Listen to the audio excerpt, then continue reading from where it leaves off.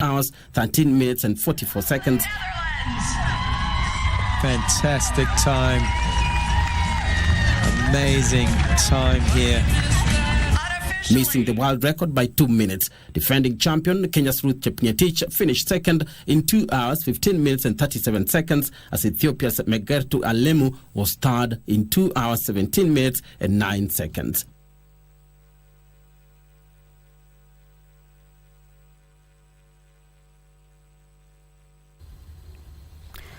Congratulations are in order to Team Kenya. Now, President William Ruto is yet again up in arms against sugar barons that he says have taken the government and sugar farmers hostage. The president says the known individuals had refused to pay farmers for years, even after making a kill from the produce using the courts as their shield. The president, who spoke in a meeting with sugarcane farmers in Awendo, Migori County, however, reiterated that the government's plan to write off 117 billion shillings accrued arrears as the sugarcane companies are put under a leasing program. Give us a minor now reports. President William Ruto on Sunday fired yet another warning to sugar cartels that he said took sugarcane from farmers without paying them. Hatuwezi kuendelea ati sasa tukuje tuanze tena baada ya mwaka moja, mwaka mbili, mwaka tatu turudi hapa tena, wakulima hawajalipwa, wafanyikazi hawajalipwa, tafuta pesa ya serikali. Hiyo mimi siwezi fanya. Si ndio? Hawa watu wote ambao wamechangia hii maneno, mambo yao ni matatu. Hakuna story nyingine. In a meeting with sugarcane farmers at Sony Sugar Company in Awendo, Migori County, the president, however, said the government will write off the debts owed by the sugar millers to the tune of 117 billion Kenyan shillings. Tutalipa wakulima wote wa hapa Sony, wa Chemelil, wa Muhoroni, wa Nzoia na hata huko Mumias. Wakulima wote tutawalipa pesa zao. The president's warning rekindling uproar over controversial 3 conditions he had spelled to sugar barons, amongst them Jaswant Rai, that he said were conning the farmers of their sweat while hiding in courts. Mimi nimepatia hiyo watu warning. The people who have taken the sugar sector hostage, and we know them. The people who normally go to court to block any meaningful transformation of our sugarcane sector. We want to give them a warning from Migori that this time round, tutaonana na nyinyi macho kwa macho. In the weeks to come, the head of state said a directive will be issued on how to revive the stalled sugar factories. He, however, was categorical that the sugar companies will not be privatized, but will instead be put under leasing agreements. We are going to have a leasing program where we are going to have a company that is going to make sure they pay the workers, they pay the farmers, na vile vile lazima tuanze kupata pesa ya wananchi wa Migori kutoka hii kampuni. The president's sentiments were backed by Migori Governor Chiloayako and area lawmakers. In order for these people to get services, we resolved as governors of Azimio that we cannot take the nation backwards. We will work with the national government, and the national government will work with us. And that work sio siasa. Our prayer and our dream is that this factory can get us to those yesteryears when the farmers here hawatakuwa wanasumbua waheshimiwa, hawatakuwa wanasumbua governor ku mambo ya school fees, lakini wakilima miwa iletwe hapo. The National Assembly has already passed a bill proposing the introduction of a sugar development levy on imported sugar to boost local sugar farming.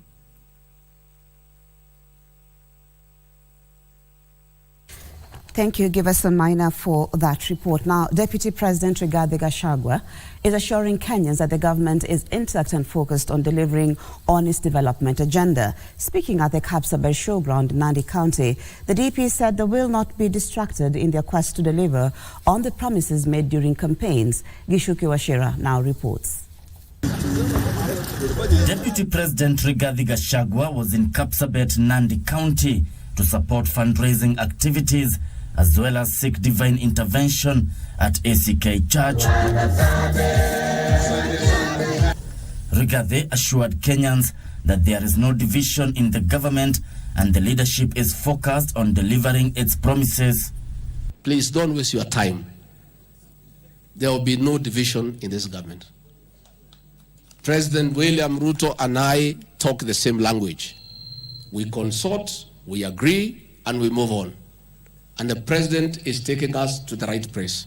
The deputy president says they are fully behind the president and will accord him all the support he requires to deliver on his agenda. Rigathi says he did not have a problem with opposition supporters throwing their weight behind the president, saying he serves all Kenyans. Ile bidii wako nayo ya kuingia kwa serikali na kuuliza maneno. Kama hiyo bidii wangetuwekea kwa kura tungeshinda na kula milioni 10. But we are saying they are welcome because the president is president of the whole country. But in that government lazima kuwe na wakili ya kutetea ile watu walipigia William kura. Hiyo propaganda mnasikia mambo ya Mlima. Naibu wa rais ameshikilia Mlima sawa na Mlima anaiunganisha na Mlima mahali ipo leo tunasonga. Ilipiga kura dhuruthi 87, lakini sasa hivi na uhakikishia tukienda 2027 tutaipiga 100%. We have absolute faith in your leadership and the president. We have. Nimeona wengine wameandika kunaendaje? Kunaenda kuzuri kwa sababu Kenya uchumi inaenda kwenda mbele. Even if we are speaking separately, we are saying the same thing. Tunasema kitu kimoja. Nasema wewe rais enda msituni. Utafute huko ile watu walipotea mizio ile yote unaweza lete, chukua, tafuta na unganisha Kenya, na kwa sababu hao wanalipa kodi uwafanyie kazi. Lakini ngome lako la Mount Kenya na Rift Valley ikuwa inachungwa. Unajua mimi nasema acha mimi nitegemee ile iko kwa mko. Si ile iko msituni rais atafute. Mimi wacha nichunge ile iko nyumba.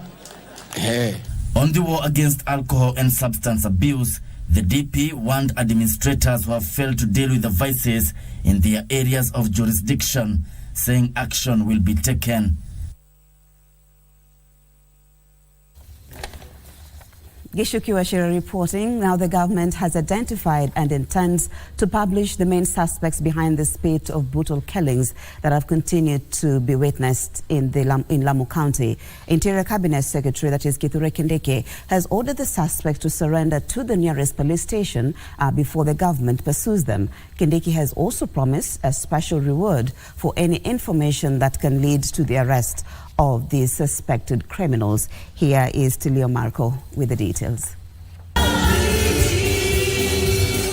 Interior Cabinet Secretary Kithure Kindiki says the government will deal decisively with the main suspects who have been perpetrating the killings of innocent Kenyans on grounds of religion and historical injustices in Lamu County. Wale watu wazisalamishe, na wasipozisalamisha tutawatafuta, tukiwapata tutamalizana na hao. On the Haiti mission, where Kenya intends to send 1,000 police officers to restore law and order, the Cabinet Secretary says the government is committed to doing everything by the book. Article 240 of the Constitution requires for the President to deploy any forces outside the country, whether it is Kenya Defense Forces or any other forces that constitute organs of national security. Parliament must approve. Speaking in Kiambu County, where he attended a Sunday service at St. Andrew's SEK in Denderu, Professor Kindiki also issued a stern warning to those he said are posing like community elders, yet they carry out cultic activities in Kiambu County. Mahali ambapo hawa watu wanakutana sana sana sehemu ya Githongori pale Ikinu na hapa Kiambu Town pale Nduberi, sehemu hizo zifungwe mara moja.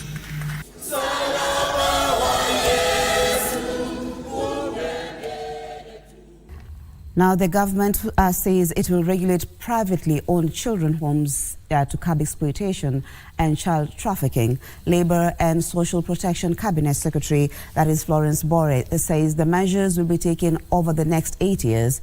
Speaking at the Child Welfare Society of Kenya in Kisii, Bore said the Children's Act of 2022 had given the private homes 10 years to close down, 2 of which had already lapsed. Let's hear more. We have said as government, we have the Children's Act 2022 that has given the private children's homes to close down in the next 8 years. They were given a grace period of 10 years. 2 years have passed. We are remaining with 8 more years. And we want to say we appreciate the work that they have done to take in the children and take care of them. But as a policy, as a government, we want to say children should be taken care of in a government children's home or institution.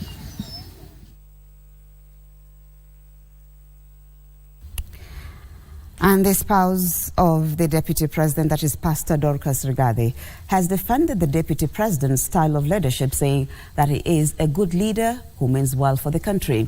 Now, speaking at the PCA Kabiruini in Nyeri County, Pastor Dorcas said that the Deputy President has beat the odds to occupy the second highest office on the land.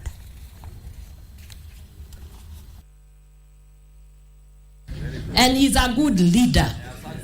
And he's going to lead. Yes. We are on our knees. Yes, they said he will not get there.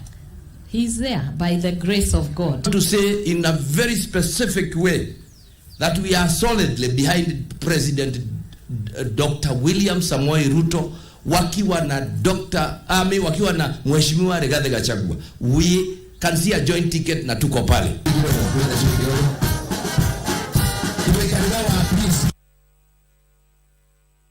It was excitement galore as Kitwek FM, an affiliate of the Kenya Broadcasting Corporation, celebrated its 12th anniversary. The radio station, which broadcasts in Kalenjin, staged a show in Bomet County where fans interacted with their favorite presenters and shared a cake to celebrate the more than a decade relationship. Tilio Marco with more. Konoin area of Bomet County. It was song, dance and cake. Kitwek FM is celebrating 12 years of entertainment, education and connection with its legion of fans. Fans both male and female were visibly delighted to get a chance to mingle freely with their favorite presenters. For the last 10 years I've been listening to Kitwek, that is 98.0, that is from Bomet.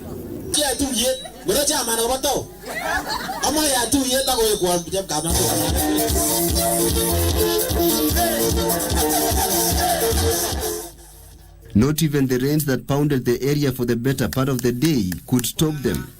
They can finally put faces to the voices they listen to every day on Kitwek FM. Kitwek, we also have social media pages where you can also follow us. Tukona Kitwek FM official fan page. We have Twitter accounts, we have Instagram. The FM station hopes to widen its coverage and reach all corners to unite the Kalenjin community spread out across the country. Yes, we've been able to give programs to our audience that have enabled them to do very major things in their lives, especially in terms of farming. You know, Rift Valley is generally the bread basket of the country, the maize, you know, the tea, the coffee, the wheat and everything. And I think our farming programs have enabled our farmers to become better farmers.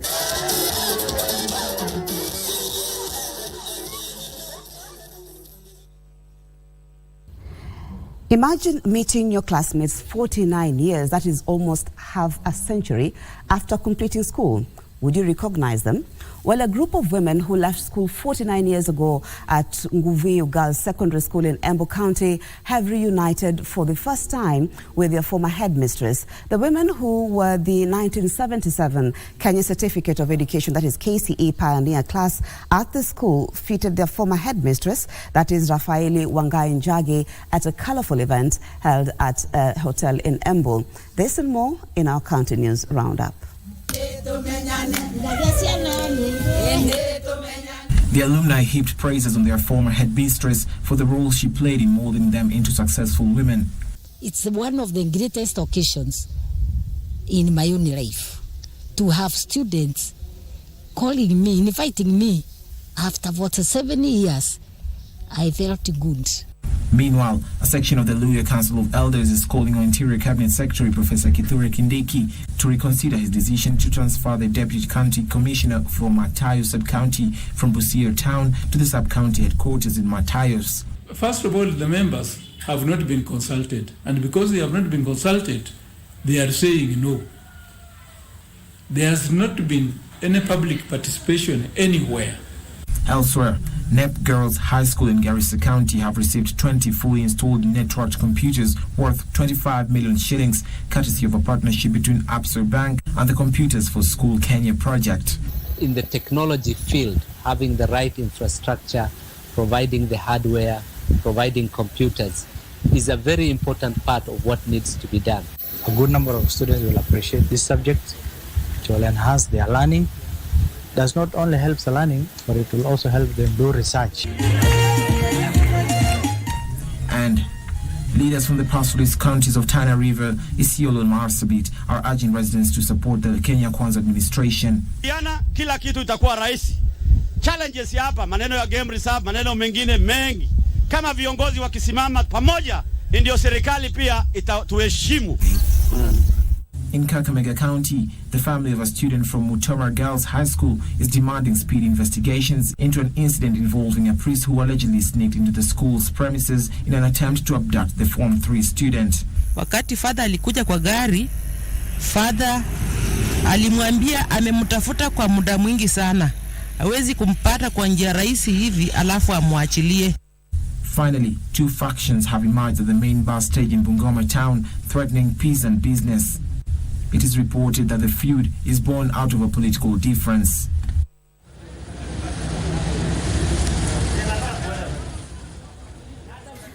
Let's cross over now to the Palestine-Israeli conflict, where more than 600 Israelis have been killed and 100 kidnapped in attacks from Gaza since Saturday, the Israeli government says. Retaliatory Israeli airstrikes have killed at least 370 people in the Gaza Strip, with 2,200 wounded, Palestinian officials say. On Saturday morning, Hamas launched a wave of rocket attacks and fighters stormed into Israel in the biggest escalation in decades. Let's get more details with Yusuf Farah.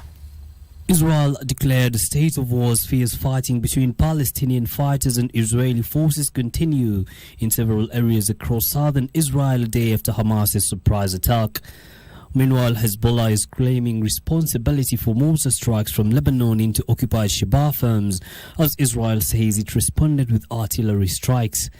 The escalation comes amid growing fears of ground invasion of Gaza after Israeli Prime Minister Benjamin Netanyahu threatened to turn the besieged Palestinian enclave into a deserted island. The latest death toll stands at 370 Palestinians according to health officials and at least 600 Israelis according to media reports. Hamas's operation comes on the heels of widespread Israeli settler attacks, increased tensions at the Al-Aqsa Mosque compound in occupied East Jerusalem, and a record number of Palestinians killed. In Egypt, 2 Israeli tourists and the Egyptian tour guide were shot dead in Alexandria, apparently by a policeman. We will be bringing you details of that developing story from Israel and Palestine. Now let's move to sports, where the national women's under-20 soccer team Rising Starlets defeated Angola 6-1 in the first round of the women's under-20 World Cup qualifier played at the Nyayo National Stadium. Now the second leg will be played in Angola next weekend. Valerie Nikisa scored a hat-trick while Charity Midema scored a brace and Faith Naliaka added one to hand Kenya the emphatic win. The second leg of the qualifiers will be held in Angola on Saturday, with the winner advancing to the third round, where either Botswana or DRC Congo awaits. Mimi nimefurahi sana kwa hiyo hat-trick na nilikuwa nimetrust coach ndafunga mabao mengi, lakini hadi hiyo chance tatu kama imekataa. Nimefurahi kwa hiyo bao tatu. It's good that they gave us the goals. It's good that they gave us the results, and we are confident that when we go to Luanda, we shall also get goals. We shall play better because we have a few days to prepare again, to work on what did not go well, and to make the areas that worked well, to make them better. The Under-20 Women's World Cup final is scheduled to be held in Colombia next year.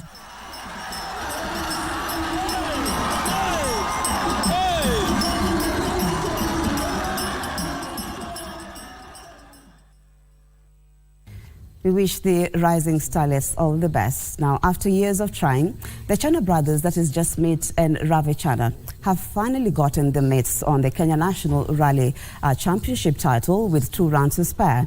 The Nairobi-based siblings finished in second place on the KMSC Kajiado Rally in Ilbisil as Skoda Fabia's Saman Vora savored a career-best maiden Kenya National Rally Championship victory. Saman, who was navigated by Alfair Khan, is in a Skoda Fabia Rally 2, clocked 1 hour, 36 minutes and 36 seconds to beat Mitsubishi's Evolution's Chana to second as Mark Ray Kimathi sailed the podium dash. Jasmeet's feat means he is one of the few drivers in the country to win virtually all categories of the Kenya National Rally Championship from Division 3 to two-wheel drive, Group N and Group S. The Chanas now join the growing list of Kenyan legends who have won the coveted national rally title.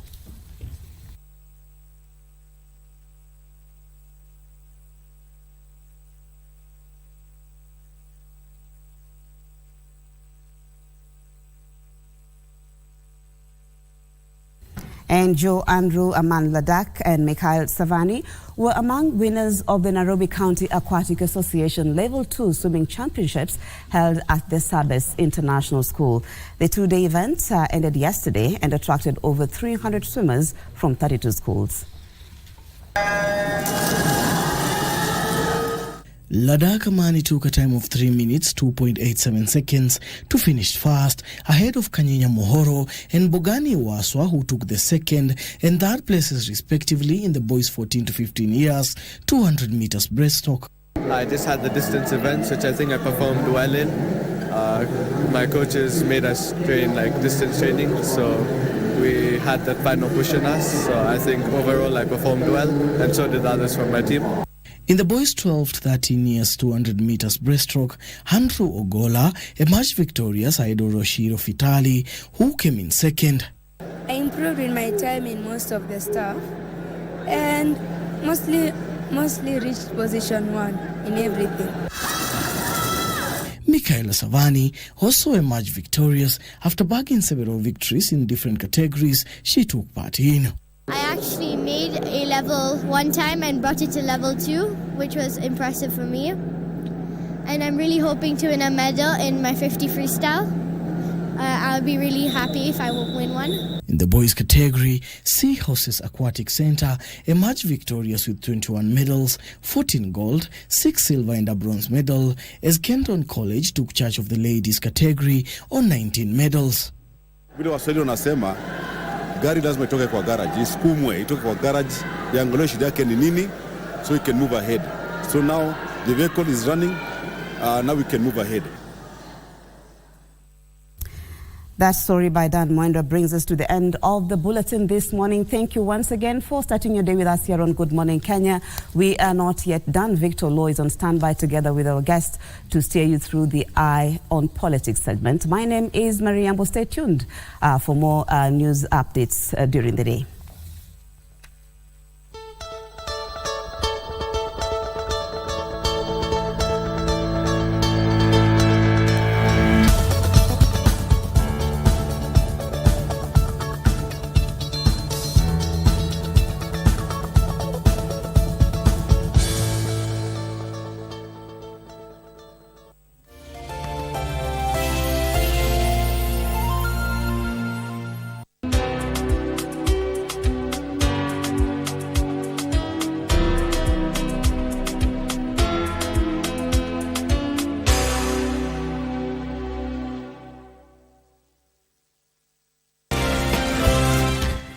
call me your darling.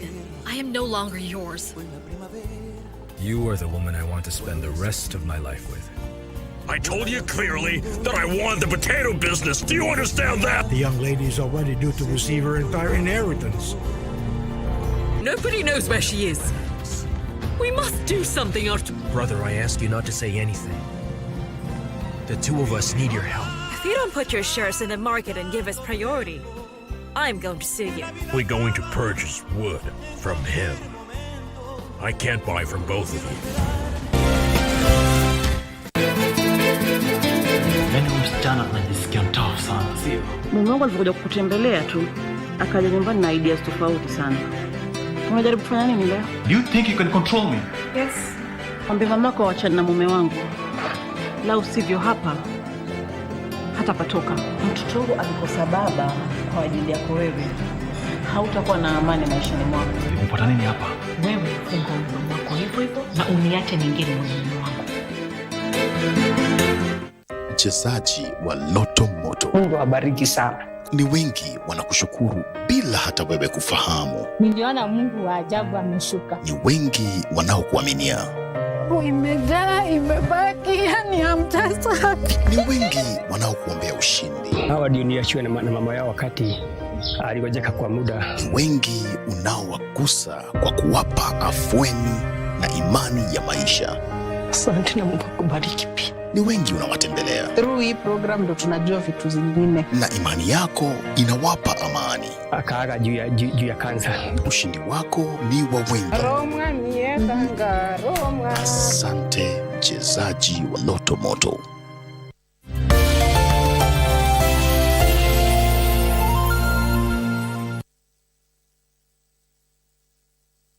It's a cocktail of emotions. The puns that cracks up the family. Greed that yields power and a hunger for success. Friends turn to foes. Survival for the fittest is the drive. Who are we blackmailing? But nothing beats the feud in a family where one disappears and another fights for the crown. It was not supposed to go this far. It's the desire to succeed that keeps us going, the deception that keeps us digging, and the laughter pill that keeps us living.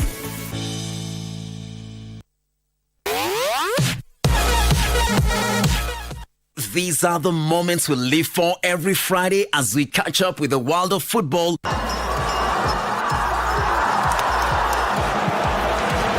Manchester City go in front. With your favorite stars in rivalries like no other that keeps you on the edge of your seat. Learn a few tricks that keep you ahead of the game and spice it all with unforgettable moments on Dunda Dunda.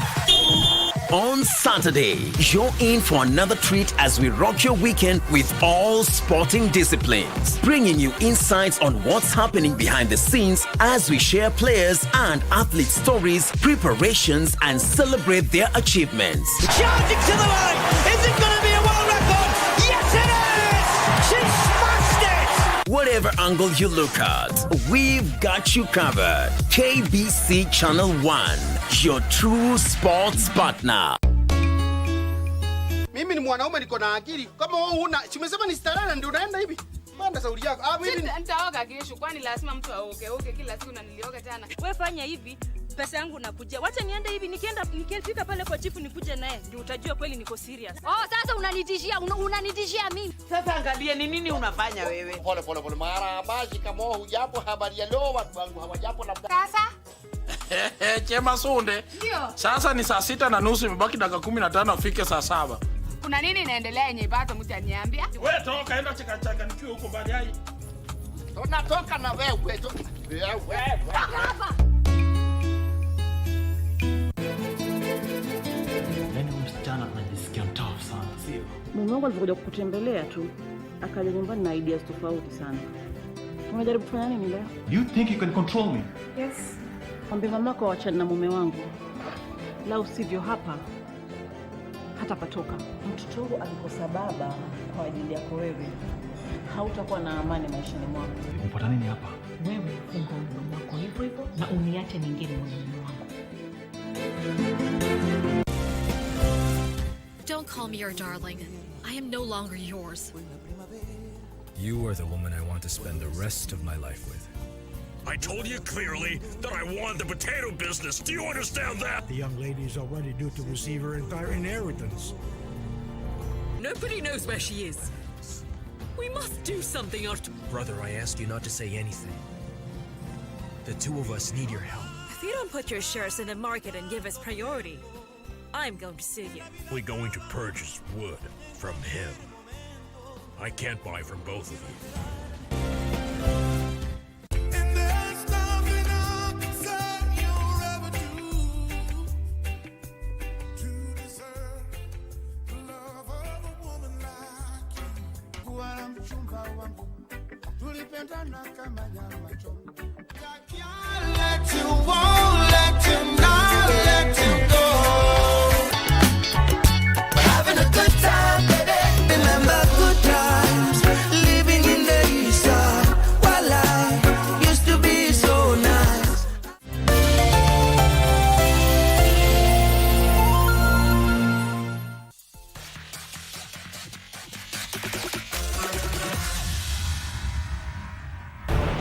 The 2022-23 campaign served up a truly exhilarating top-end finale.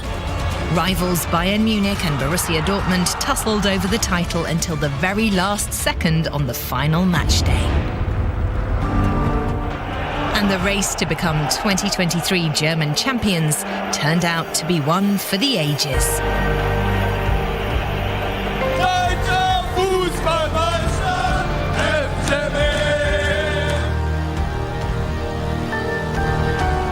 An epic Bundesliga season.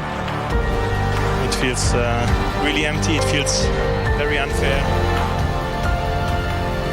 The only thing I can say is that I'm unbelievably happy. Winner on the last day is an amazing feeling. The game sums up pretty much the last weeks. We were so close. We are very disappointed. It was a season of ups and downs for both clubs. We look back at all the twists and turns in the roller coaster title race, starting right now on Kickoff.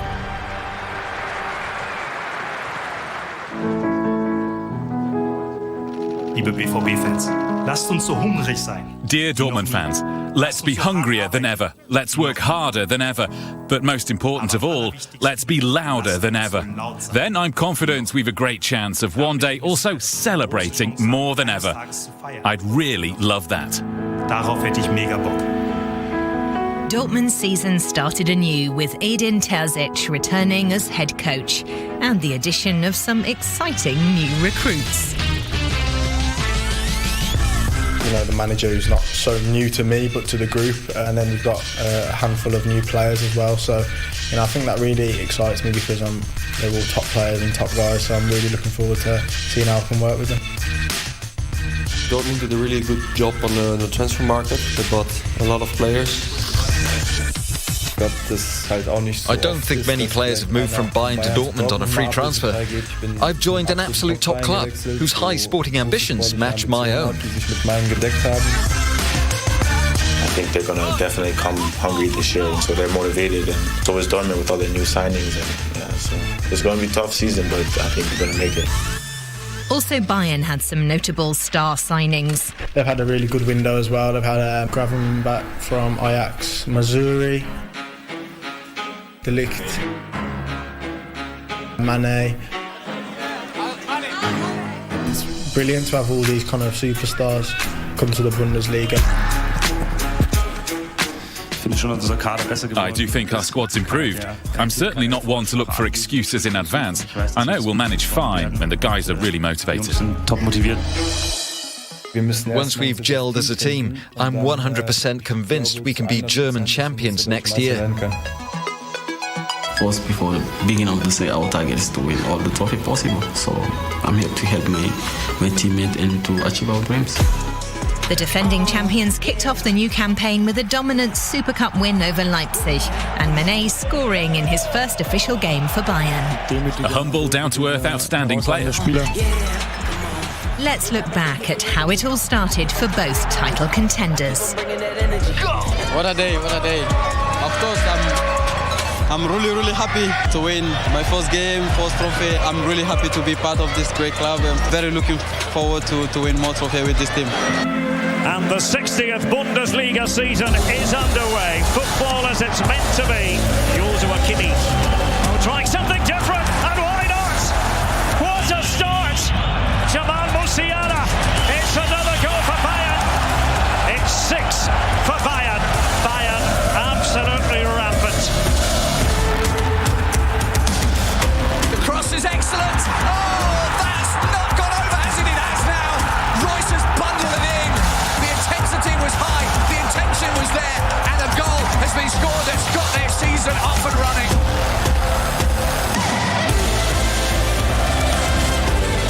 Serge Gnabry. Oh, off the post and in. And it's 7 now for Bayern. It looks so easy. Julia Brandt! What a good hit that was! Guerrero drills it. Goal! Strong start, but then... This is Buchanan. Still Buchanan. Outside of the boot. Buchanan gets a goal. Paper into the centre. Header from Schmidt. Oh, what a story. This is out of the back. This is Bremen. That's the winner. How on earth did they give up a 2-0 lead?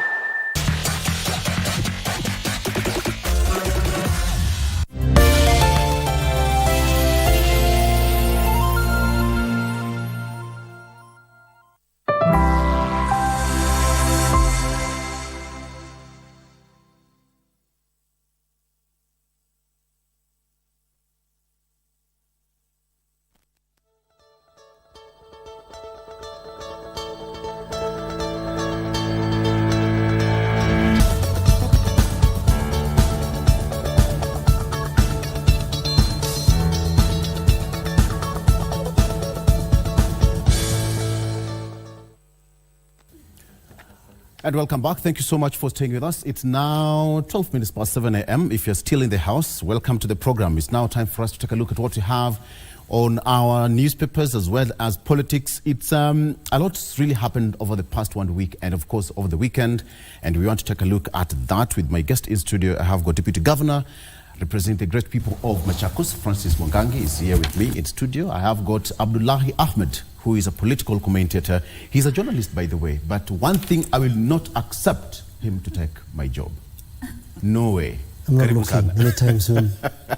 You can tell the producer that I'm not looking for the job anytime soon. No. You'll not fit in my shoe. I'm safe. Well, that will depend when you compete. Karibu sana. Tabitha Mutinda, the only lady in studio with me. She is the nominated senator here in Nairobi. Karibu sana. Thank you so much. All right. Quick one. Let's take a quick look. Today I'm not going to take a traffic. Later on. Let me take you through the front page of the local day. Let me start with the Star newspaper. On the front page of the Star newspaper, Ruto succession battle threatens unity in rift. That is on the front page of the Star newspaper. Ruto succession battle threatens unity in rift. All at the center of the struggle is fight for president's heir for the 2023 general election. So the supremacy was here is that the possible successors include CS Murkomen and Senator Aaron Cheruiyot. So that is the front page of the Star newspaper. Cheruiyot, that is Aaron Cheruiyot, Senator, and CS Murkomen are the heir apparent in as far as this is concerned. Let me start with you, Deputy Governor. On the front page of the Star newspaper, Ruto succession battle threatens unity in rift. What do you make of that headline? I would have commented on that. And first of all, thank you. Karibu. I thank God and as my creator for enabling me to see this day and enabling me to be here. Secondly, I thank you for the invitation, including my fellow panelists. I think I will comment that headline if the president was in his second term. For now, I don't think that is called for. If there is anybody thinking of succeeding President William Ruto in his backyard, I think that has to come in his second term. For now, I think whoever picked that one, I think did not pick the correct thing.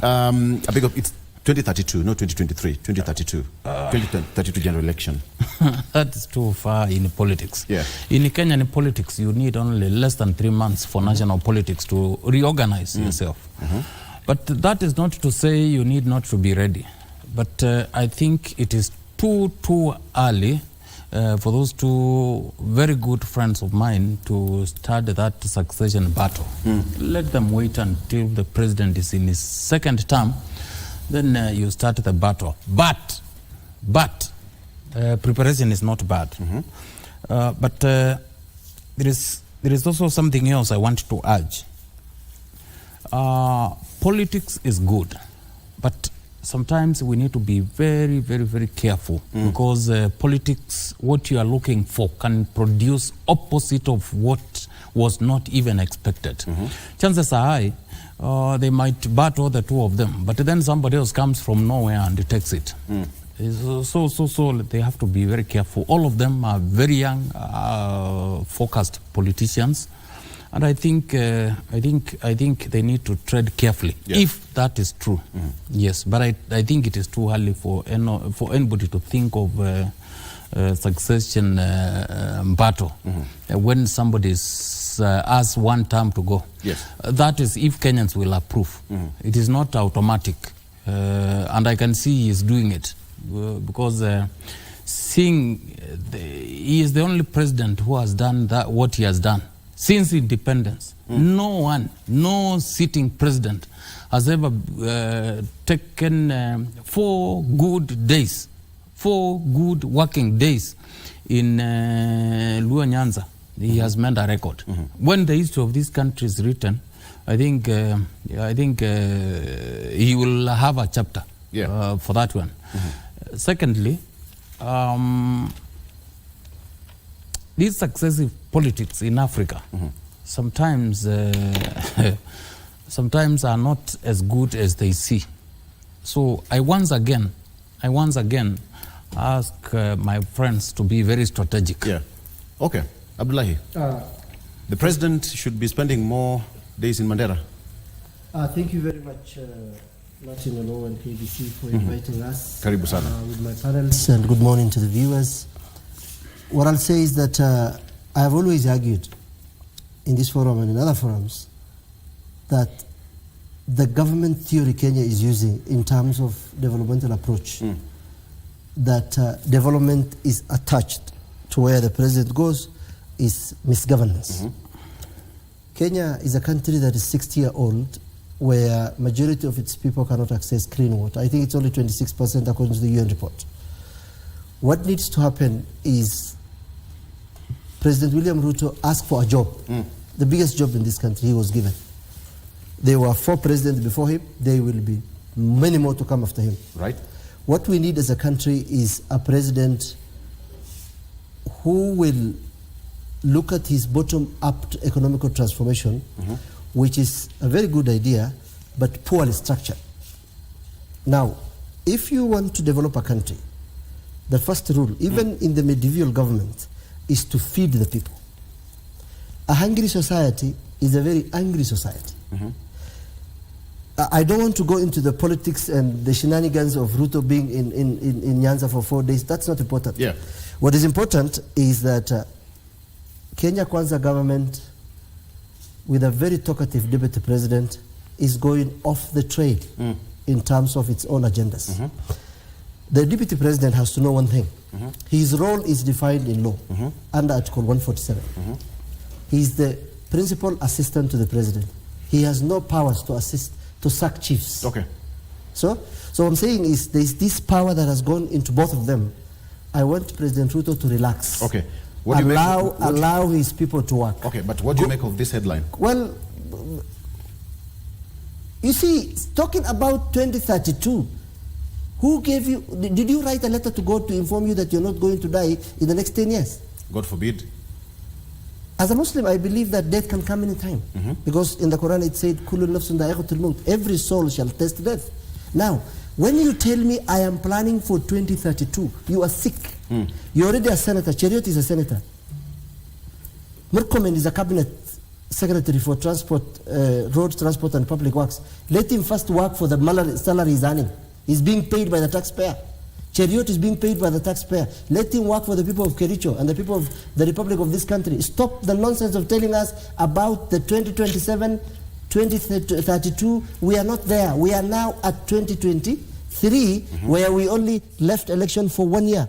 I know as a political student that politics is a daily life. Yes, it is. What is politics? Politics making policies. It's talking about political parties. It's talking about life. That's politics, yes. But the politics we want, and I told you earlier, we want the politics of economics, so that they have passed a bill, financial bill. It's having effect on Kenyans. Yes. The cost of living is high. That's the discussion I would like to have. That president tell me, not Central Kenya wanting to be the president. Gachagua wants to this. That if Gachagua is the deputy president of the Republic of Kenya, if he reduces to Mount Kenya, then let him shift to Sagana. Okay. Yes. All right. Senator, Ruto succession battle threatens unity in rift. Could that be rift in the rift? Let me start by saying thank you this morning for having us, and good morning, everyone. It's indeed a great day. You know, I just sometimes look at how the media looks for the news, but you know, we understand, because I mean, that's your mandate, you know. But looking at the subject in terms of the issue of the rift and all that. Looking at Aaron, looking at Waziri Murkomen, these are young leaders who've been very supportive, and who of course are Kenya Kwanza members, and they've been able to really come out and support the president as required. And there's nothing wrong with that. There's nothing wrong with being out there and supporting the president, especially by the fact that he comes also from your region. There's nothing wrong at all.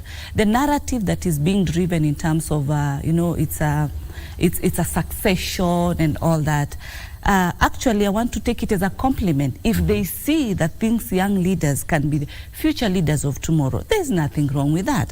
Then it's a compliment, you know. But I do not think, from where I sit, that our majority leader, Senator Aaron, is actually focusing on that. I've never had him with such debates. I've not even had our CS Murkomen with such debates in terms of 2032, nothing like that. So I think it is a perspective. Everybody is entitled to their own opinion, and I want to take it as a compliment, because as a young leader, when somebody sees that, then you can be there to be able to take the next leadership. There's nothing wrong. It's what the people see. They're allowed to see. But I'm happy because as young leaders, then people can see the future in them. It's a positive compliment. The capability in them, the way they do their roles. You see, like someone like Aaron, how he's come and he's a majority leader today. Someone like Senator Murkomen, who's now a Waziri today. Those are progresses, an indication that young people can be able to move from one level to the other, and it is positive. Matters succession, I can tell you where we are as Kenya Kwanza. We are not having that discussion. We are focusing in terms of what we promised Kenyans. So this issue of succession, and it's fine, let it come, because at least we are having bipartisan talks. And we are moving from a point of what we've been having in terms of 2022 audit issues, election audit issues and all that. And Kenyans now are at peace and focusing. They have even now to the level of people are looking at it from succession points and all that. But I'm happy whereby at this particular time, we are not having the issues of the mandamanos, the wars, and all that. People are settling. People are now accepting that this is the government that is in place. It's going to be there until 2027. People need to wait and all that. So the issue, and especially in Kenya Kwanza, we have not put any discussion in terms of succession matters. The discussion that is in table, and it is out there, as you can see, the president has come out clearly and said, it is not about the regions that voted and did not vote for me. It is about all Kenyans. I am a president of all Kenyans, of all people.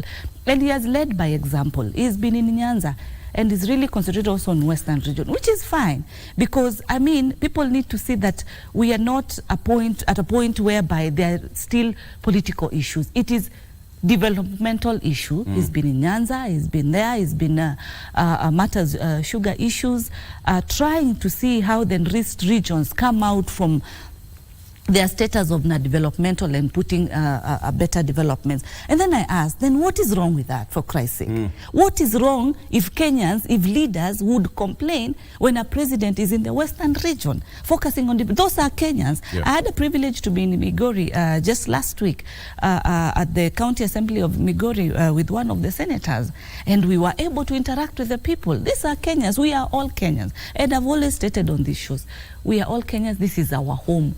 Go front, go back, this is our home. So we should be happy when we see a president who moved to every corner of this country to ensure there's maximum development. So that when there's fulfillment of developments in this region, it is easier now to move to the other region, to move the other region and the other region. And regions that have actually received a lot of developments, let the other regions also be able to receive developments. We are not saying that this region should be favored. No, that is not the case. The case is that the president is a president of inclusivity for all Kenyans, a maximum distribution of resources. Everybody is paying taxes. There should be equality. There should be fairness in terms of those distribution. And he has led by the example and is out there interacting with the people, either they voted for him or not. And at this time, Victor, we should be off matters of voting.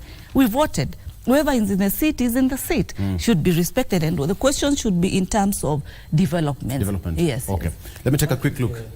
I think I want to tell Kenyans why it is important to talk about 4 days in Luo Nyanza. Can we discuss that after taking a look at the front page of the Daily Standard? And then sure you don't I'll forget. Come back to you, I promise. I promise. It's very important. Okay, all right.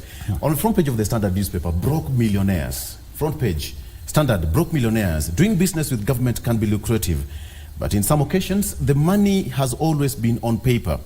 With pending bills running into hundreds of billions of shillings, government suppliers are now regretting the business's decisions to wade into the tender business. That is what's on the front page of the Standard newspaper, a complete departure on what we're discussing here in politics. You can also take a look at that, why they have a lot of depression. Some of them have sunk into depression because of tender, and as far as that's concerned. Very quickly, 2 officers per station to be picked for height job. The OCS are now instructed to select officers with a minimum of 5 years of active service. Kenya is expected to contribute a contingent of at least 1,000 officers. But remember, CS Kindiki says that that is now subject to parliament approval once that is going to take place. So it is something that will be forwarded to Parliament. They'll discuss before they make decision. Broke millionaires. DG, very quickly, perhaps in 1 minute, if you can. First, allow me, I go to that. Why for those 4 days, why I feel they are critical. As a president of the Republic of Kenya, you have no any other business other than to unite and to have a cohesive society that you lead. You can't do it when you are just seated in your office. That is one of the cardinal role of a president. You have to get out there, articulate the policies that your government is doing. And I think that is part of the reason why the president has to tour as many parts of the Republic as possible. It is also the dictates of the constitution that we passed, 2010 constitution, that even national days, they rotate from one county to another. The issue is for anyone, for any Kenyan to have equal access to the government. So it is, to me, it is absolutely very important to the president to tour as many parts of this country as possible, so that he can assess. He can assess and access his people, assess the level of development that his government has done. It's very vital. And I want to tell my colleague Abdullahi, you know, I think he is too much agitated this morning, or it is his nature. And you know, Fortas, as senator will tell him, it is like you have to. We did not come here to discuss me, so let him address. So I think we need to stick to the issues, and the state categorically. It's very important for the president to tour countryside, not necessarily Nairobi. The issue of broke millionaires on the front page of the Standard. I think we need to have a policy in place, because we have seen, let me explain from the point of Machakos. These pending bills is a serious business. It's a serious economic threat to this country. I have a case where but we have in Machakos County somebody who was given a tender of 4 million. And the boy ran to the father, who was then a senior police officer. He was given a surety of his dad's 2 rollies. Then the guy rushes, he does the contract with the county government of Machakos then, and the county did not pay the guy. So what happened is the bank attached his 2 rollies. The family's home was also attached, and the guy fell into depression. He separated with the wife, and actually when he faced me, the guy was crying. It took others who were with him to explain to me what was happening. So I've just given one example. This thing of broke millionaires for billionaires is true. And as a country, we need a policy on now to handle pending bills. It is a serious thing. Just hold on that. Just hold on that. Let's take a break. Let's take a break.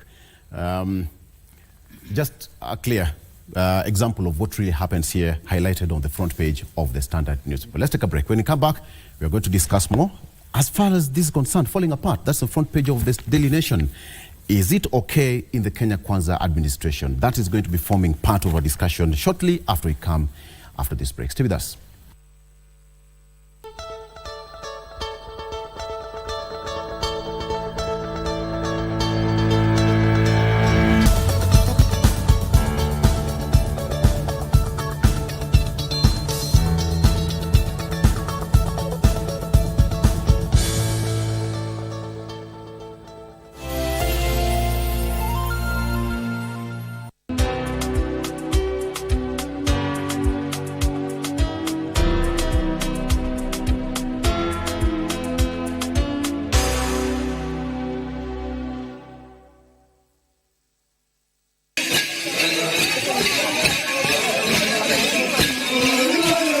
Government of Turkana welcomes you to the Ehale Center in Lodo Town for the 7th edition of the Turkana Cultural and Tourism Festival.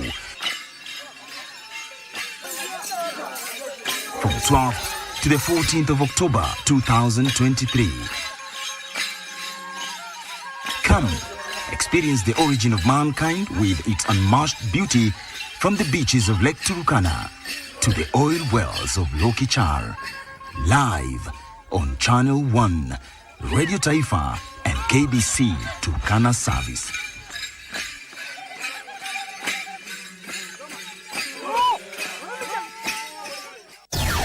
Live from Broadcasting House, Nairobi, Kenya.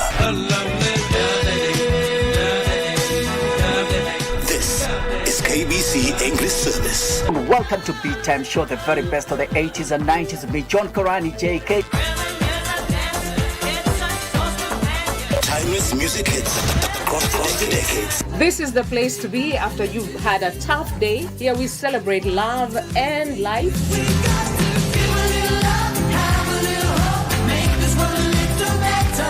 Don't believe me, just watch.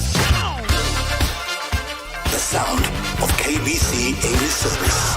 I'm the host Caroline Wangishi, Carol Gatata Moshero. My name is Geoffrey Mongai B. News, information and entertainment. KBC English Service, Kenya's official national radio. Vijana chapakazi wenye nguvu za ziada. My youth, uko na talent ya kusing, spoken word, kucompose jingles ama any other unexploited artistic talent. Gava through Ministry of Information, Communication and the Digital Economy na KBC sasa wamekama up na project ya kupromote usanii called Studio Mashinani. Hizi ni studios ziko grassroots and they are fitted with high quality state-of-the-art equipment where you can produce quality audio and video music content for free. What's more, wanaoffer mentorship na talanta yako itakuwa promoted on KBC Channel 1 TV, Y254 na radio stations za KBC. Tembelea Studio Mashinani huko Comarox, Langata, Sauti House Mombasa, Kirwara huko Gatanga, Kitui next to Manyanyoni Chiefs Camp na Kisumu City wako hapo KBC station. Usilalie talent. This is your chance to commercialize and popularize your talent through Studio Mashinani.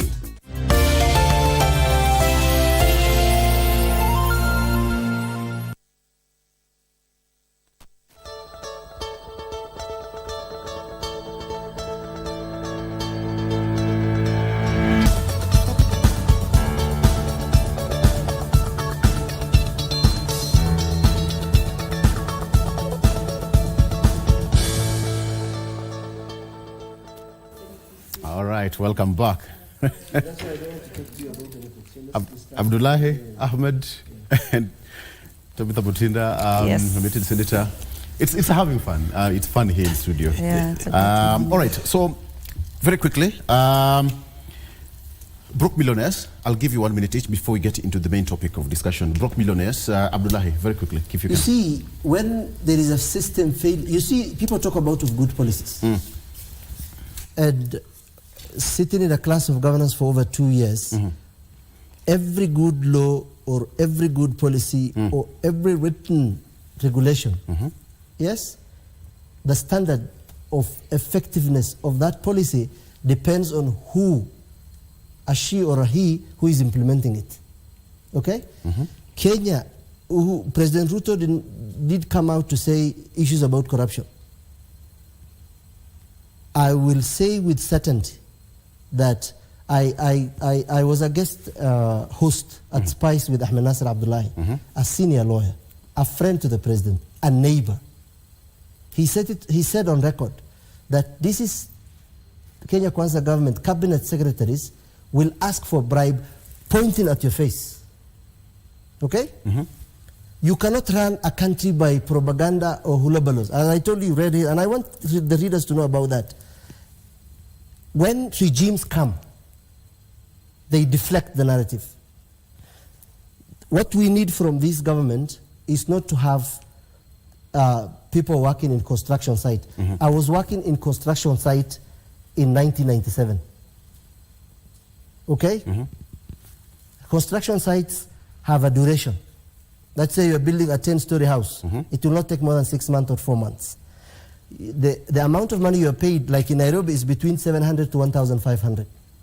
If that's the dream Ruto has, then because he studied botany and zoology, and he was a person who has been in parliament for some times, he is either doing business with Kenyans or he does not care of what he's doing. If he does, I want him to feed every Kenyan. Forget about these roads. What he does, he's been going out there clearing all the pending bills, bailing out companies. When you build expressway, listen. The government, the 4 million fertilizers.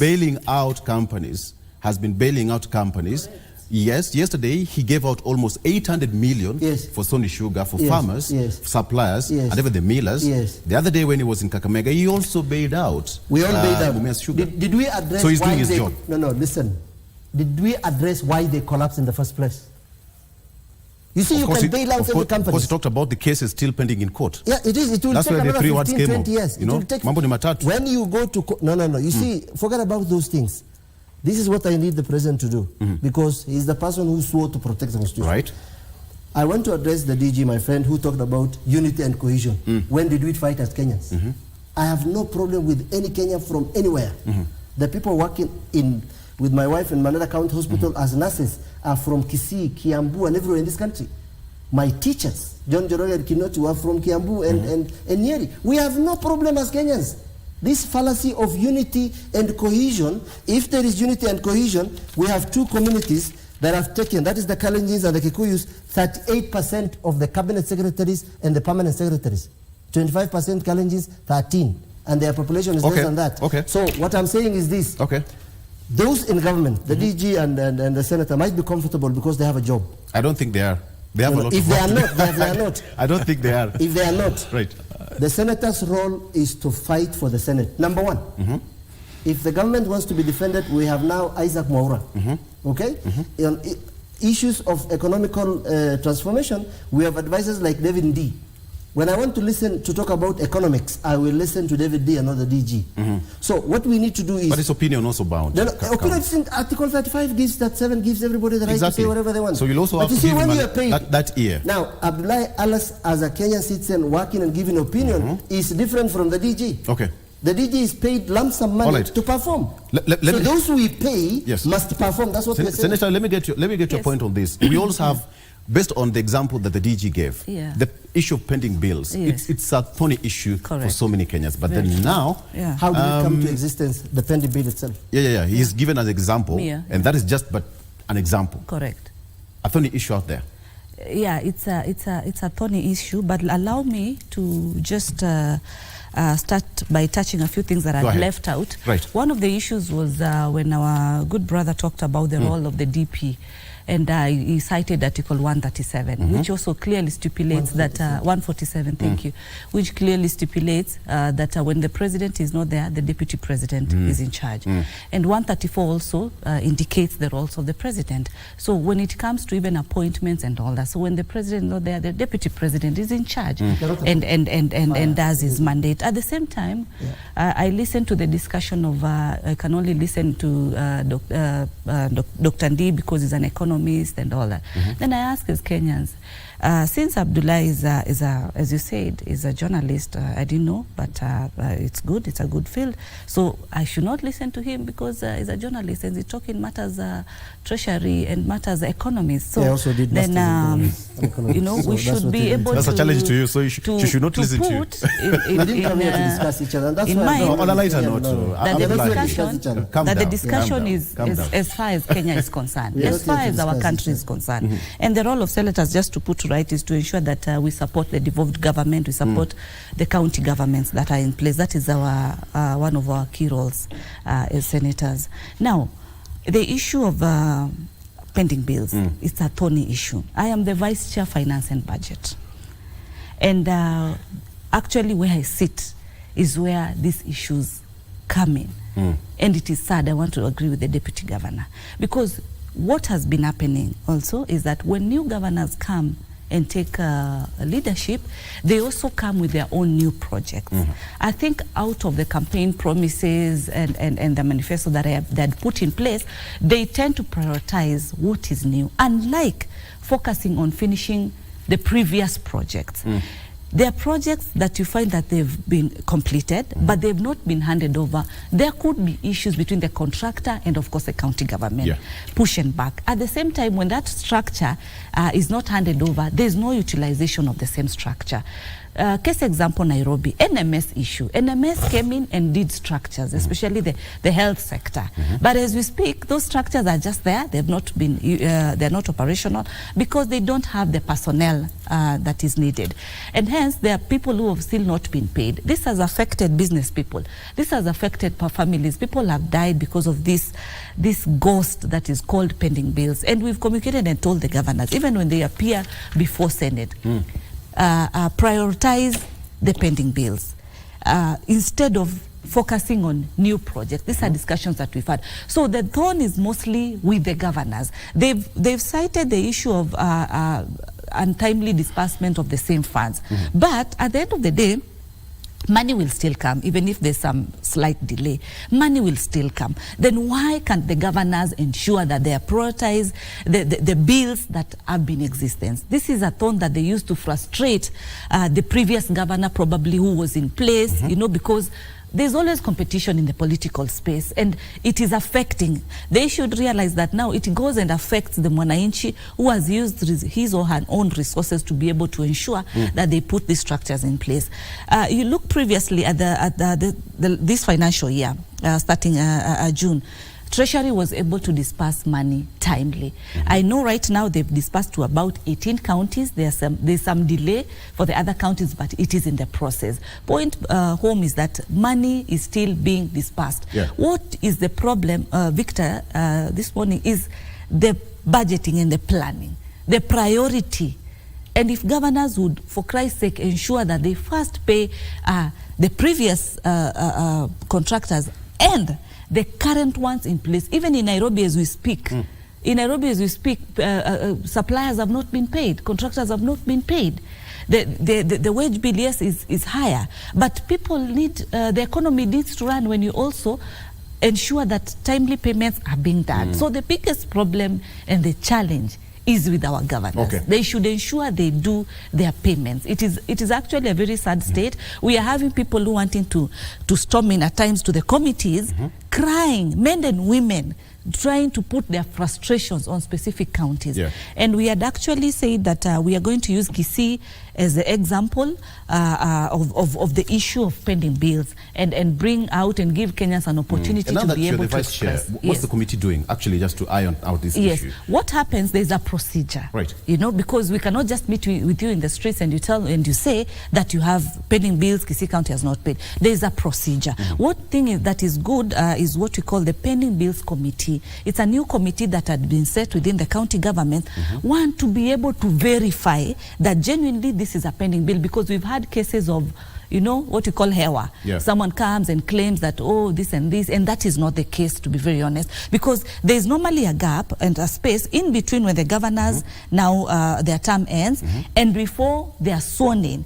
In between these few months, a lot happens, Victor, in between. So hence the implementation of the Pending Bills Committee that is put in place to be able to verify, is it genuine, were you paid, or what was the problem, did you not finish, did the engineer not ascertain your work, and all those kind of procedures. Do you have something like a normally timeline? A process. Do you have a timeline?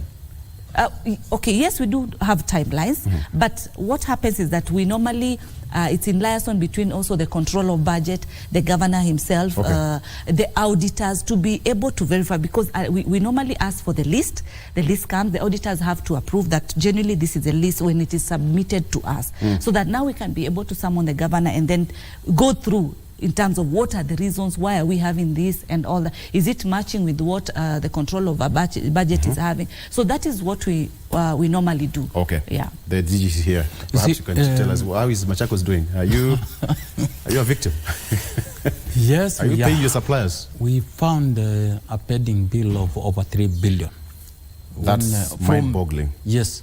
From the first day we took oath of office, that is what we found. Already on the table to be paid, and that was not enough. We took oath of office today, and 2 days later we got a letter from control of budget demanding a formula on how to settle that pending bill. The same question I've asked the senator here. For us to receive our monies, we had to agree this is a clear formula on how we are going to be paying those pending bills. What I talked of national policy on pending bills, I think this is something that affects not only county governments, but also even lower, even at CDF level. And you can go even further. I'm sure even some areas where we have ward development fund, you might find such challenges.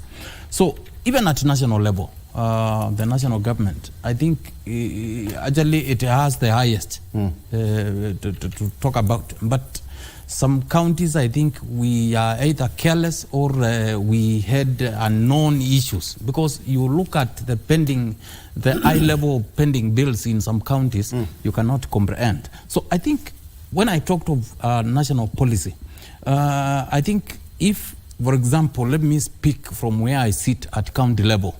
We need to know, for us to incur this pending bill at the pending bills at the end of every financial year, do we need to continue commissioning, doing other projects at the expense of punishing people who genuinely did jobs with that specific county? I think we should have a policy that let's clear this, because there is no way you can say you are fighting to reduce poverty in a country, yet on the other side you are trying also to create the same.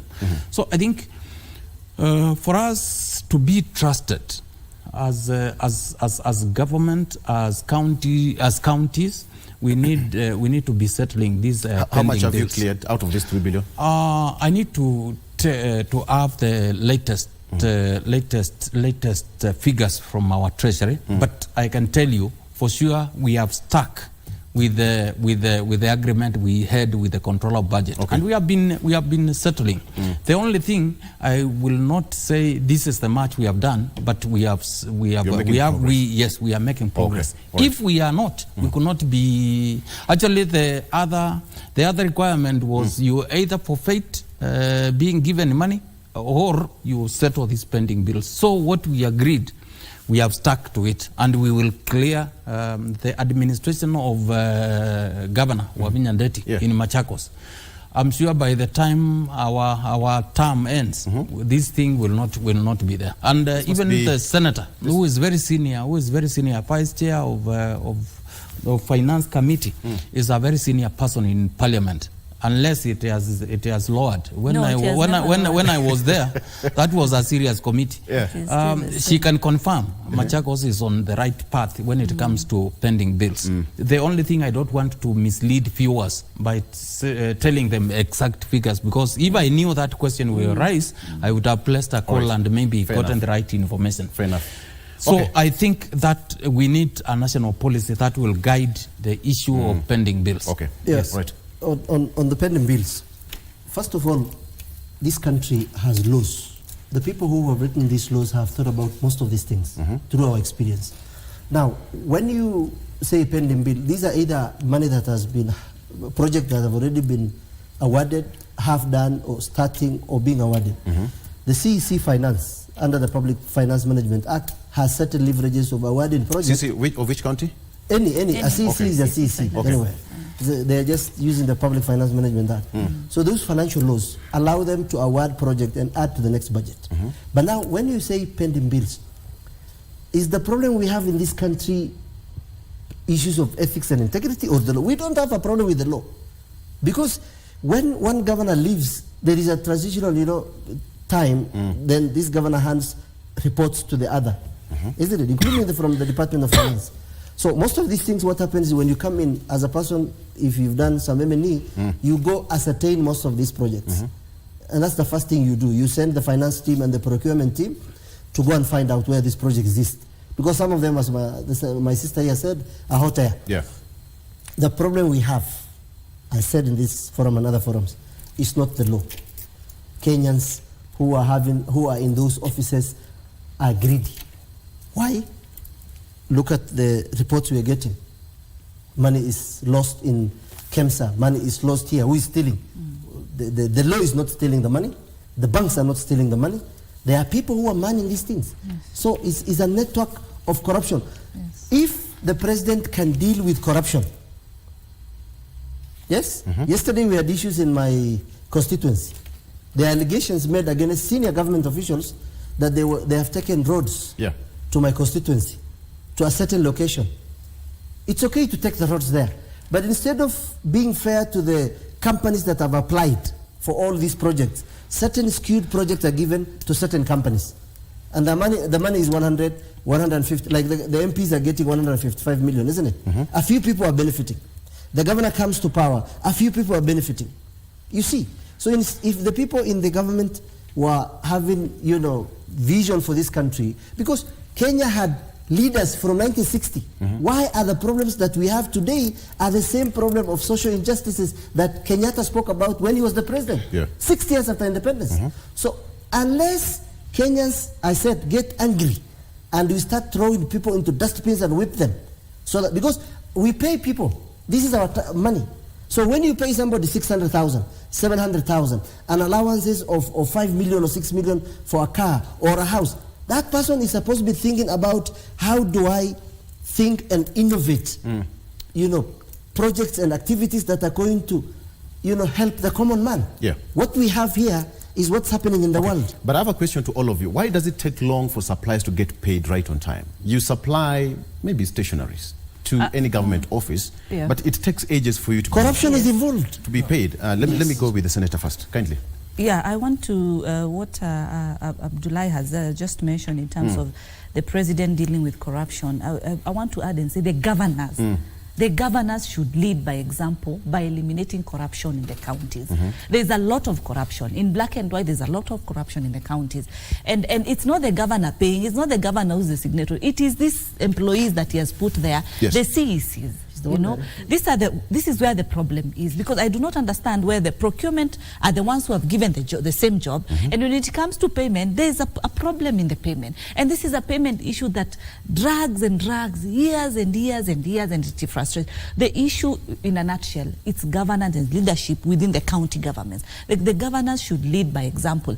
I think a county, if I'm not wrong, a county like Mandera did not have pending bills. How comes that governor? In the last financial year? Yes. Okay. The governor is my colleague, is Senator Ali Roba, former governor. He was there for 10 years. And yet other counties, like as he has clearly said, Machakos County has been on the forefront on these issues of pending bills. And that's why we are saying, as Senate, not even just as a committee, this is a big thorn. Because most of the senators, most of them, they have brought the same concern to our committee in terms of the issue of pending bills. But as I had said earlier, it is in the process of the verification, because we are also careful dealing with these issues just in a political perspective, because at times we have issues between the governors and the Senate, at times, not in all counties, but we're trying to make it, so official in the right formula by auditors coming in. We also have ESCC, which we second in our committees, to be able to help us go through, so that if a matter needs ESCC to intervene and be able to check, then that is done. If a matter just needs the auditors to be able to give us the report as required, then that takes place as required. But the problem that is there is just the issue of corruption, and secondly, the governors trying so much to do their own projects and neglecting the previous project. It is very sad. We don't have much of these issues in CDF, by the way. It's hard for you to see a headline saying that constituency so and so for this blah blah blah in terms of this supply, they were not paid. Why? Because I think it is a smaller area. There is a formula, and the MPs are very careful, because of course their own political future plans, and they do not want to have issues. And most of the projects are public participation takes place. So you find that even Mwananchi is so keen to see this project that needs to come to light, and that project, when it's finished, it can be utilized to its purpose. We had a privilege to visit Turkana during our Senate Mashinani. I was privileged also to be in Turkana. Turkana's revenue, money is about 12 billion per year. Looking at since devolution up to now, it's about 148, billion. You go to that count, it is sad, and I want to say it is sad, because as we move from one area to another, we were stopped by sometimes young kids, and you stop as a Kenyan. They stop with you with beautiful smiles, and you stop. Victor, what they ask you for? They ask you for water. In this time and age, 2023, and looking at the money that has been issued to this country, those kids are not asking for money. Yesterday, I had a privilege. I was coming from this side of Wambapseli. The same happened. Some two young boys, they were, herding.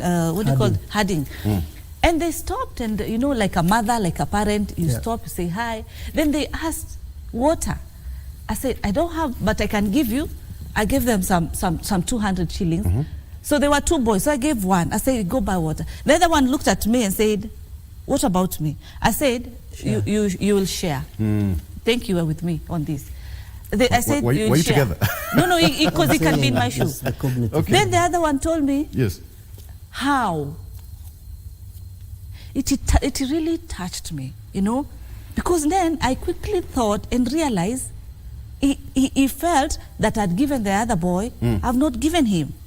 So to reduce the whole, I went back and gave this other young boy, I gave him his own share. Then I asked them, are you still going to school? They said, no, we stopped. Then I just understood from that perspective quickly, just here. And I told myself, we are in Kenya, devolved government, we have a problem.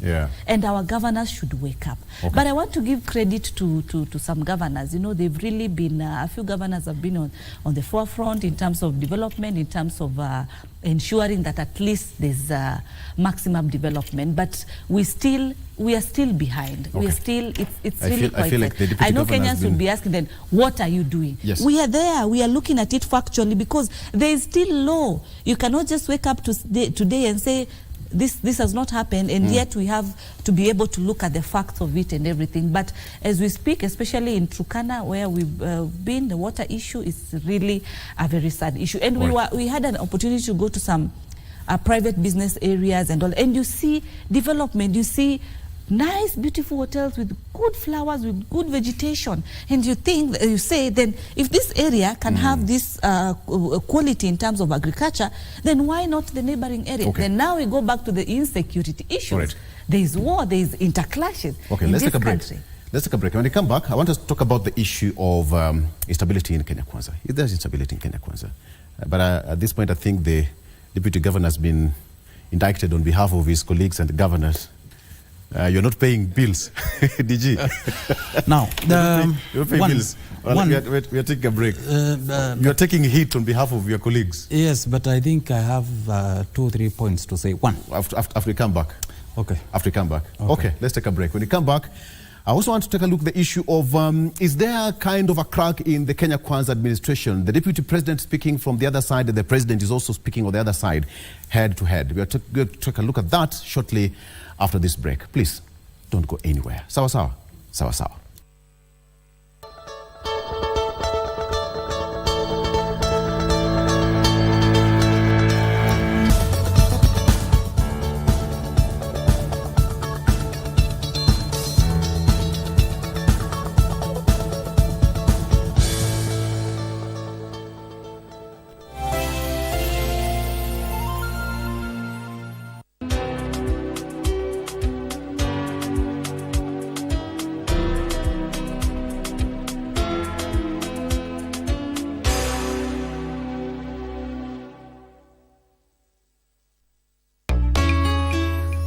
Mimi ni mwanaume, niko na akili. Kama wewe huna, umesema ni starana ndio unaenda hivi.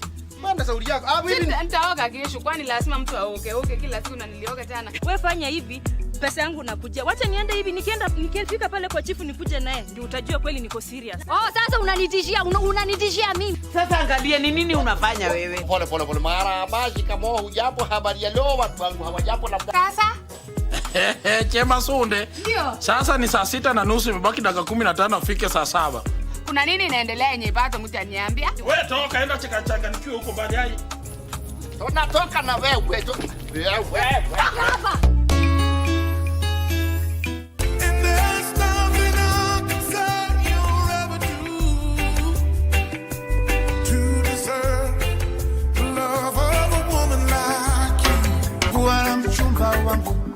Tulipendana kama nyama choma.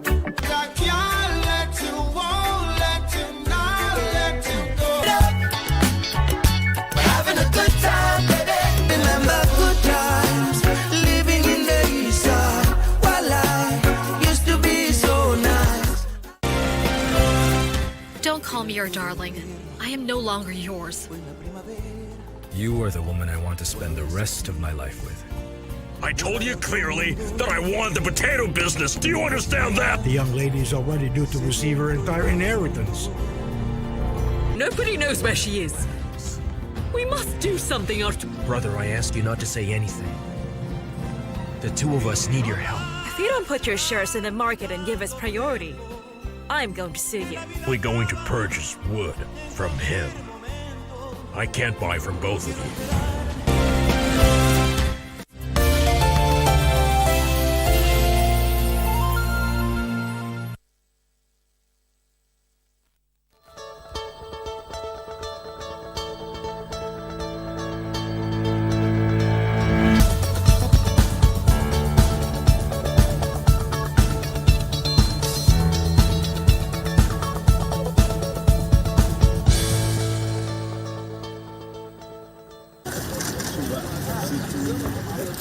Deputy President Rigathi Gachagua was in Kapsabet, Nandi County to support fundraising activities as well as seek divine intervention at ACK Church. Rigathi assured Kenyans that there is no division in the government and the leadership is focused on delivering its promises. Please don't waste your time. There will be no division in this government. President William Ruto and I talk the same language. We consult, we agree, and we move on. and the president is taking us to the right place. The deputy president says they are fully behind the president and will accord him all the support he requires to deliver on his agenda. Rigathi says he did not have a problem with opposition supporters throwing their weight behind the president, saying he serves all Kenyans. Ile bidii wako nayo ya kuingia kwa serikali na kuuliza maneno, kama hiyo bidii wangetuwekea kwa kura tungeshinda na kula milioni 10. But we are saying they are welcome because the president is president of the whole country. But in that government lazima kuwe na wakili ya kutetea ile watu walipigia William kura. Hiyo propaganda mnasikia mambo ya Mlima. Naibu wa rais ameshikilia Mlima sawa na Mlima anaiunganisha na Mlima mahali ipo leo tunasonga. Ilipiga kura dhuruthi 87, lakini sasa hivi na uhakikishia tukienda 2027 tutaipiga 100%. We have absolute faith in your leadership and the president. We have. Nimeona wengine wameandika kunaendaje? Kunaenda kuzuri kwa sababu Kenya uchumi inaenda kwenda mbele. Even if we are speaking separately, we are saying the same thing. Tunasema kitu kimoja. Nasema wewe rais enda msituni. Utafute huko ile watu walipotea mizio ile yote unaweza lete, chukua, tafuta na ukaunganisha Kenya, na kwa sababu hao wanalipa kodi uwafanyie kazi. Lakini ngome lako la Mount Kenya na Rift Valley ikuwe inachungwa. Unajua mimi nasema wacha mimi nitegemee ile iko kwa mko. Si ile iko msituni rais atafute. Mimi wacha nichunge ile iko nyumba. On the war against alcohol and substance abuse, the DP warned administrators who have failed to deal with the vices in their areas of jurisdiction, saying action will be taken. All right. That is also on the front page of the Daily Nation. Falling apart? That is the question. Falling apart? Ruto and Gachagua in a back and forth over shareholding. And the story says that while President Ruto has maintained that his administration will not discriminate against any part of the country because of political differences, DP Gachagua has been unapologetic that the interest of those who voted for the ruling alliance come first. Let me start with you, Senator. Is there a crack in the kingdom? None that is there, none will be existing in any near future. Opinions are entitled.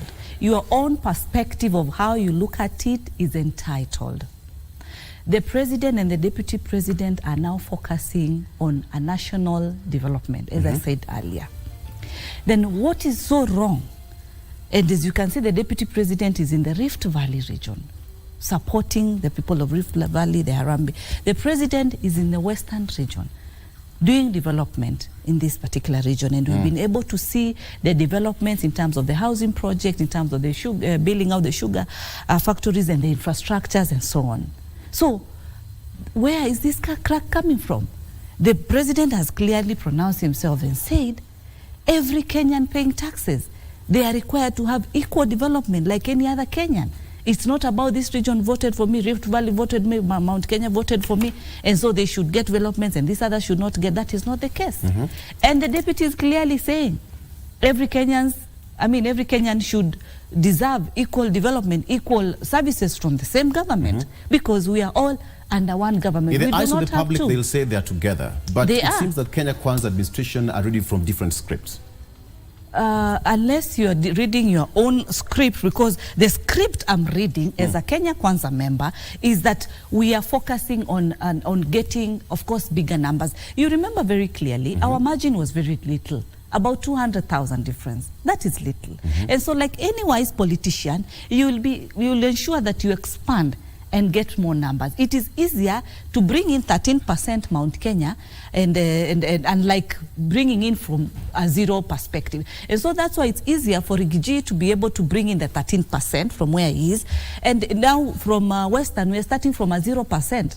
Or from a 5%. So trying to bring that even to a 30%, it requires a lot of time, it requires a lot of resources, you need to be there, and you need to be there as the president, you know. So that is just the strategy. And remember, Victor, I've said earlier that during our campaign period, we did what we called economic forums. We were able to move to different parts of this country, discussing matters economic. We have different blueprints with the local leaders of these particular areas. And that is what the president is doing himself, himself at the president, not even sending the CSS or the PSS or the deputy president or the governors and all that. He's going himself to be able to look at these issues and look at the blueprint and where do we start, or what do we do, what can be able to kick off immediately. So us as Kenya Kwanza, we are looking at development, but the people's eyes want to turn the page and look at it from, a political vision. We are also allowed to read in between the lines. When the deputy president said that there should be a truce now with the former president, Uhuru Kenyatta,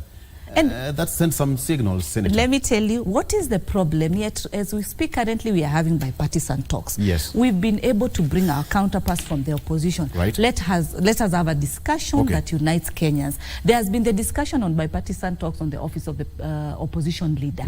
As Kenya Kwanza, because I was part of the delegation that tabled our views, we said we welcome the view, because equally he's a leader. He has been having his supporters, his backup. There's no problem with that. And as we speak right now, you can see the environment is very conducive for business people, for international business people to be invested in this country, because we are off the street communications that has been happening, and that is happening. Victor, that is, the topic is about Kenya Kwanza. I'm the only Kenya Kwanza, give me my time. And then at the same time, we are seeing that president is going to the Western and bringing, and showing,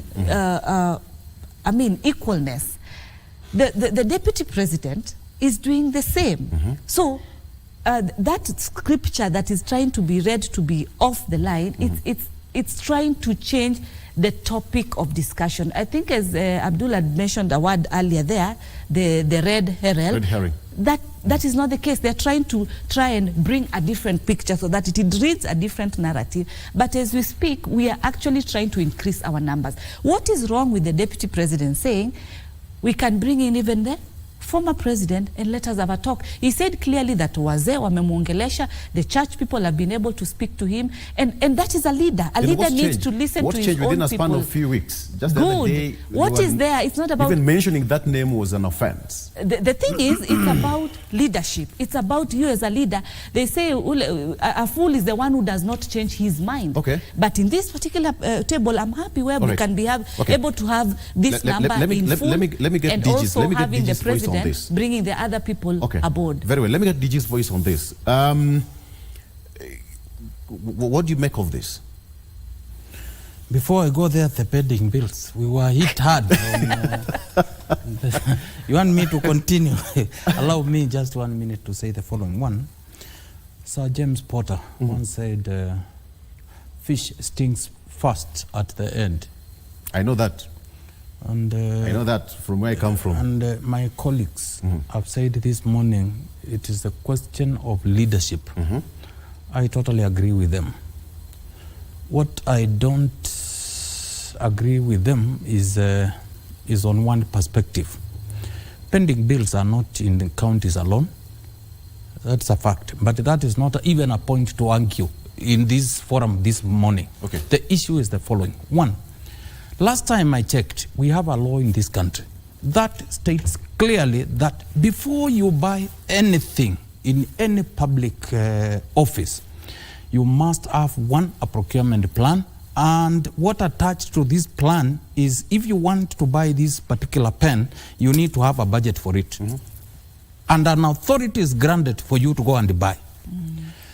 That being the case, we need to audit and see these pending bills. Did somebody break the law in the name of a governor, in the name of any officer in any particular public office? The second question is the question of how do we arrive at a pending bill? It is not necessarily on procuring and where we have pending bills. Sometimes when the national minister, the national treasury minister goes to parliament here, as well as those in counties, chief account executive committee members in charge of finance, whenever they present the budget, they present projections. It is approved as such. for that particular minister to go and look for that money to come and implement the agenda, the development agenda. Now, sometimes we project a very big budget, and when we go back, we don't realize this budget. Yet, we are granted permission to go and procure based on what we presented in Parliament, what was approved. Sometimes, if you go buying, knowing you will raise that money, sometimes something happens and you don't raise. That becomes a pending bill in itself. And that is what I meant when I said we need to have a policy in place to guide some of these things. But this said, I'm not saying there's no corruption. I'm not denying that fact. So kindly, we've gone back. Kindly, when it comes to pending bills, because it is something that we want to address once and for all, I think we need to address it, understanding what necessarily the law states. Now, coming to the cracks in Jubilee. Kenya Kwanza. Oh, sorry. Yes, Kenya Kwanza. You know, they are also part of Jubilee. Okay. Because they were in the last, and then they got mandate. They rebranded and became KK. Now, I would say, from a national point of view, it is never, ever so healthy for the country to have a perception that the head of state is speaking a different language with his or her deputy. Even at the county level, sometimes you don't allow that to happen. If I hear that the governor has commented on something, even if I don't believe in it, I can't go public denouncing what she has said. I'm talking about my own boss. I must know there is a account to take care of. Immediately I voice anything that it appears that it is against what the governor said, definitely the opponents and everybody now will chew in. Now the Machakos County governor and the deputy are not in the same. So sometimes, even if you don't agree with what she has said, you keep it to yourself and look for her and see how to iron it out. Here is something that I will give one example because it is very important. One time, the deputy president talks about shareholding in government. President goes to a public and said that is nonsense. Everybody is a shareholder in this government. What does that one tell you? And the way he put it, it was not like he was joking. And you don't expect the head of state to... In fact, he went ahead and used almost the term that the late President Kibaki used about this stupidity of talking about these kind of things. Now, that in itself is not what we really Kenyans are hiring for. We expect at least the deputy president and the president to be speaking the same language. Number two, we have National Dialogue Committee. The president sits down, agrees to come up with this to heal the nation or address anything that might take people to the streets. And then you have a forceful and very outspoken deputy president who comes and opposes completely. And right straight on says this will yield nothing. Now, where does it leave us as a country? Maybe my friend, the deputy president, could have looked at different language. He could be the truthful man, but he should not be seen like some of these things which are national in nature. Whenever the president speaks in public about the same, I think even if he's not in agreement, he needs to look away. I've seen he is talking about protecting predominantly the areas that voted. There are different ways of protecting that because what is coming out is it is like there are a division, whether perceived or truth. It could also be politics. Let me tell you, Victor, I've been in this game for some time, starting with being a member of parliament. I can tell you, the president and the deputy, they know, all of them are very sharp political leaders in this country. And whoever is planning to compete against them in the future has to be very careful and evaluate some of these things, not as the face value brings them out. Okay. Right. It is important. It could be politics. Let us seem to be divided while how the enemies... Let me get this from you, Abdullahi. So, yes. The deputy president is speaking from this other side.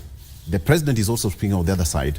Okay, the government of shareholders, that they may call it. But then now, when you look at the unity as it comes, Senator will say that Kenya Kwanza is united. But once that appears out there in public, it's a different script altogether. I know she'll not agree with you. Well, I think, first of all, I will say on record that the mountain is not at ease. What do you mean? The mountain is not at ease because they have contributed, as my Deputy President Gachagua said, shares. They contributed the biggest share, according to them, 40+% from the 10, 11, I don't know, 7 counties, including Laikipia, Nakuru, and the rest. Now, when you see leaders of that magnitude, you and I are trained to listen to what leaders are not saying. We don't listen to what they're saying. We listen to what they're not saying. What they're not saying is that what I said in my article, I opined on 14th of April in the Star, when Ruto gave the executive order and the Deputy President was told that he is going to be the chair cabinet committees and oversee the implementation of cabinet decision across all ministries. With the issue of the cabinet there is nothing he has reported so far. Gachagua is supposed to coordinate intergovernmental relations between the national government and that. So he has already been, the president has already delegated some duties under the executive order already. Now, what is happening is this. The unease is coming because a talk, I'm sure Raila and Ruto have spoken. I'll show you. Yeah, we are sure. We were told the other time. There's a time he delayed in church. Were you part of that? You know, we're in Kenya. We are not in the moon. There's a time the president was late for a church. Yes. Information came. And you know, sources are very available in this government because some of them talk too much. What magic did Ruto use to stop the demonstrations?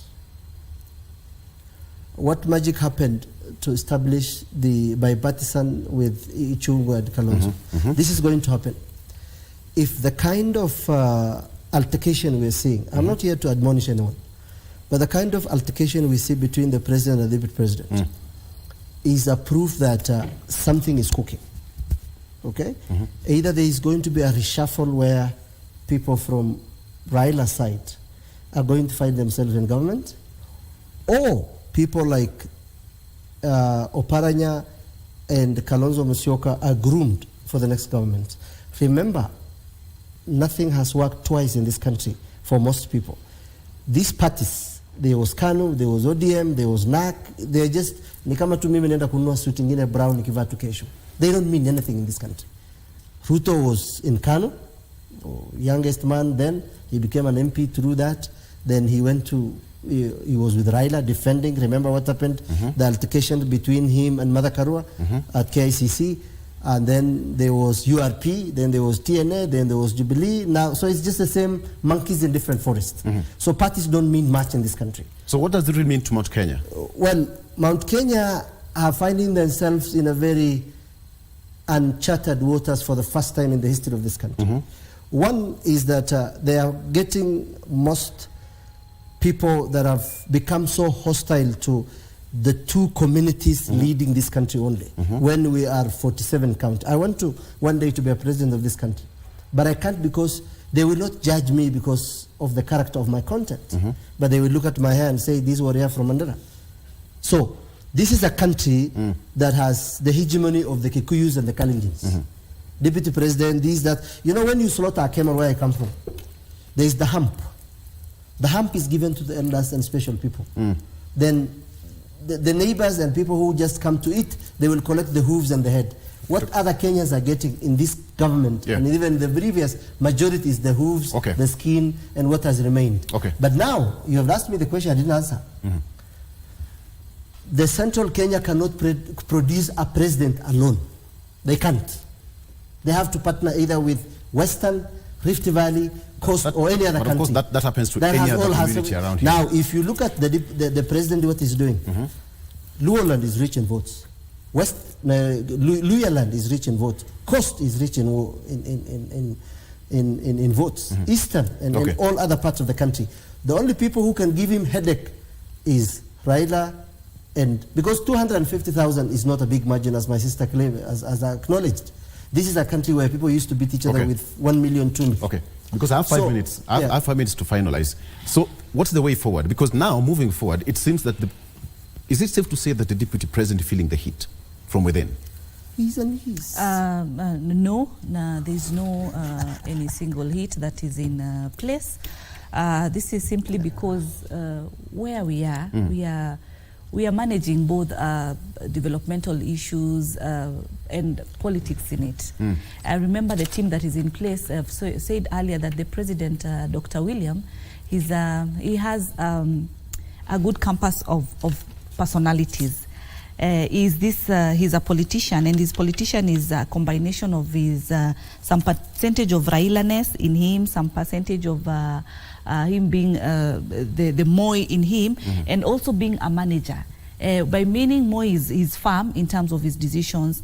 By being the Raila-ness is the energy that he has from inside, from within, how able is able to move from one region to another and be able to balance across. So Victor, I can tell you this morning, there are no issues. What we are actually doing is a nice strategy for 2027, ensuring that we still achieve the manifesto that we gave Kenya. So we are looking at both the numbers and our scorecard in terms of what we promised Kenyans. Kenya Kwanza is intact. Can the people on the other side try and just join the boat? If we can't beat them, join them. And let's move for the development of this country. What do you make of this, DG? Because at the end of the day, that's the 11th commandment. Deny, deny, deny, deny, deny. How do you make of this? I think they say if you don't plan, you are planning to fail. And then the planning is good. But let us not, as leaders, we are 1 year to the office. Let's not focus so much on 2027, but focus on transforming this country. As somebody has said, this cost of living is pushing millions of Kenyans to poverty every day. I think we need to do something about that.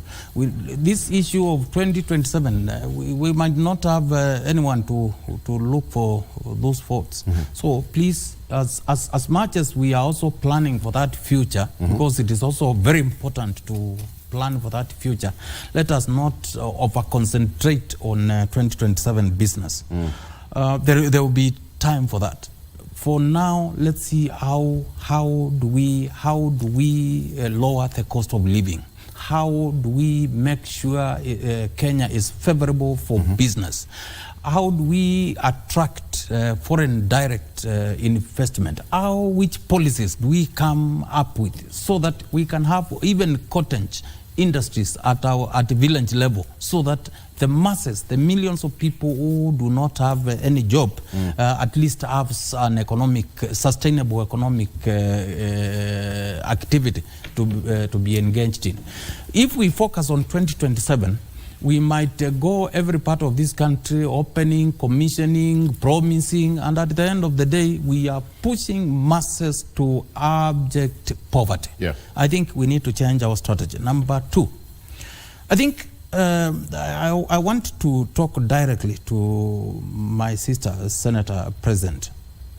If we are to transform this country, let's fix the issue of devolution. Both Azimio and Kenya Kwanza talked of increasing monies going to counties. All of them talked of ensuring within the first 6 months, they will have transferred all the functions and resources necessary to ensure this country works to counties. Now, that has not happened. And we are still way below the 15%. And why am I saying this?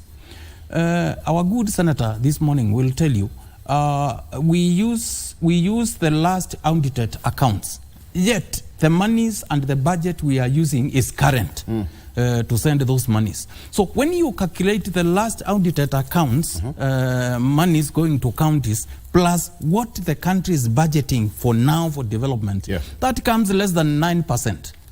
Let us save devolution. Any country that has developed, they ensured that devolution worked. And Senator, don't stop at pushing for more resources to counties. Let us look at how do we stop the kind of corruption that is happening anywhere, whether at national level, at county level, whichever, as long as it is a public entity. We need to deal with that. Finally, we need to go. Finally, we need to go. Just 1 minute, Victor. We need to go now. Finally, even as we look at the devolution, we need also to look at how do we make these counties and the sub-counties centers of economic transformation. That is very important, Senator. All right. And we will transform this country. Right. Thank you. Thank you so much. I'm under pressure. Victor, I'm under pressure. I'm completely under pressure. Under pressure. 1 second, Victor. I would have I'm under even pressure. no closing remarks. I'm completely even closing remarks. Tunasema tutanyolewa. Tutanyolewa. Tabitha Mutinda, thank you so much for joining us. You are a regular guest on this show. I'll give you more time next time. Kindly. All right. Thank you so much for coming. Abdullahi, Kamel Hada, next time bring us a hump for Wazee that we can share. We'll share. Deputy Governor, tafadhali tuzimia maji huko. We need more water here. Asante sana for joining us on the show. All right. You as a viewer, thank you so much for joining us. Bye-bye.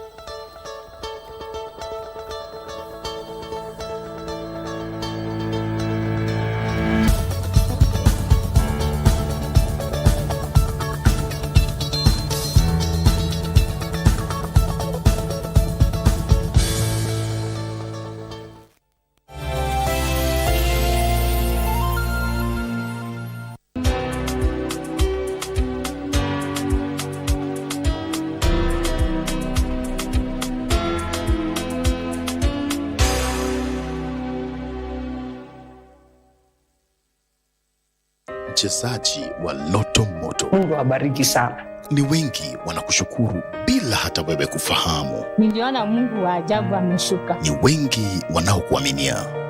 Imejaa, imebaki, yani hamtasa.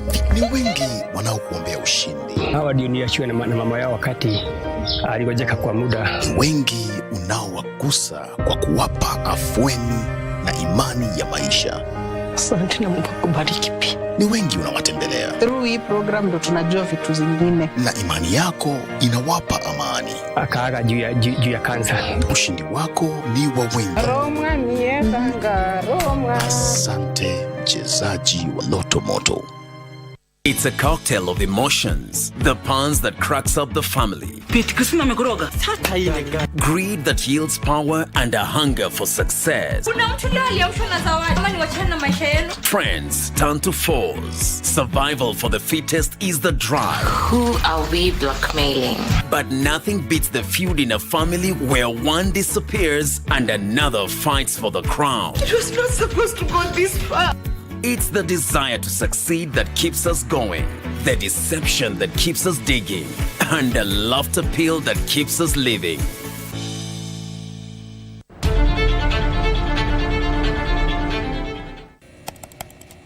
Technology has become a crucial part of our society. Without technological advancements, so much of our everyday lives would be drastically different.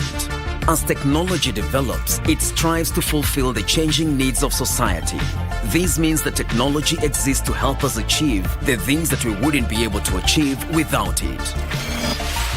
Take on Tech looks at the advantages and downside of technological innovation in a world that is becoming increasingly dependent on new digital technologies. Every Monday at 10:30 p.m. Kirotea kianani umenimaliza. Umenimaliza kama chai kwa kikombe. This guy from Mulolongo. Mina ngoja guy from Mulolongo. Naona tu kichwa imejaa kwa TV. Unakaanga ile msumari ya mabati. Najua ile msumari ya mabati inakuanga. Ile inaitangwa iko na kofia. Ameke rock the nail of Satan over. lady. Umeniroga na sijui baby you're a chum chum to me. Kwani walifanya au kwa cabinet? Walifanya nje kwa cabinet? Walilisa hapo pia hapa tunalisa.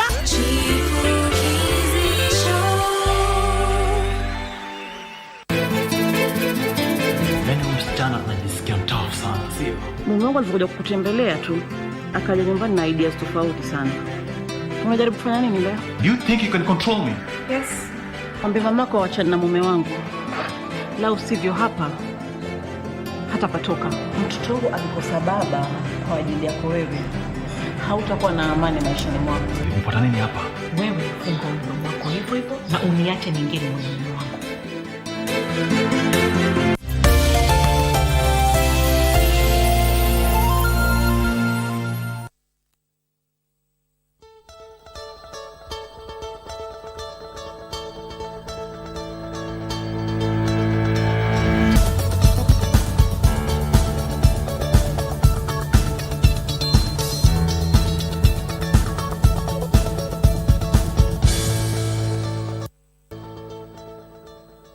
And welcome back to Good Morning Kenya. My name is Mike Medio. Now, we are going to look at transformative leaders and how they are impacting the society in various areas. Now, my guest today, his life was marred with cases of drug abuse and alcoholism. But after years of rehabilitation, he is now on the front line advocating for a drug-free life. Who am I talking about?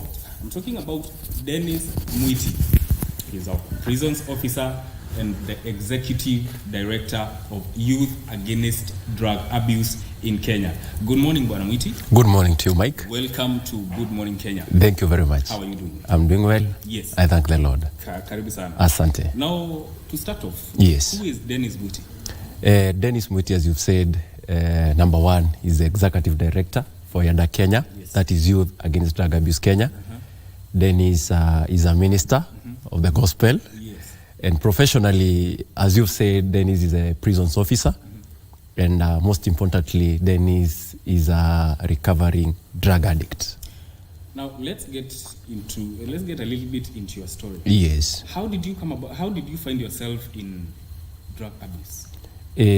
Okay, how I found myself into drug abuse, let me say, drug abuse has got stages. Obviously, the first stage is experimental stage. Okay. And the reason why I experimented drugs first was because I wanted to fit in a particular circle of friends. That's what we brought as peer pressure. And this is after realizing I was so much multi-talented.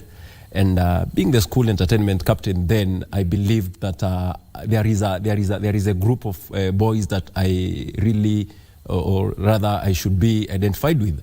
And you see, then I come from Tunazita Shags, from the interior of the community. Yes.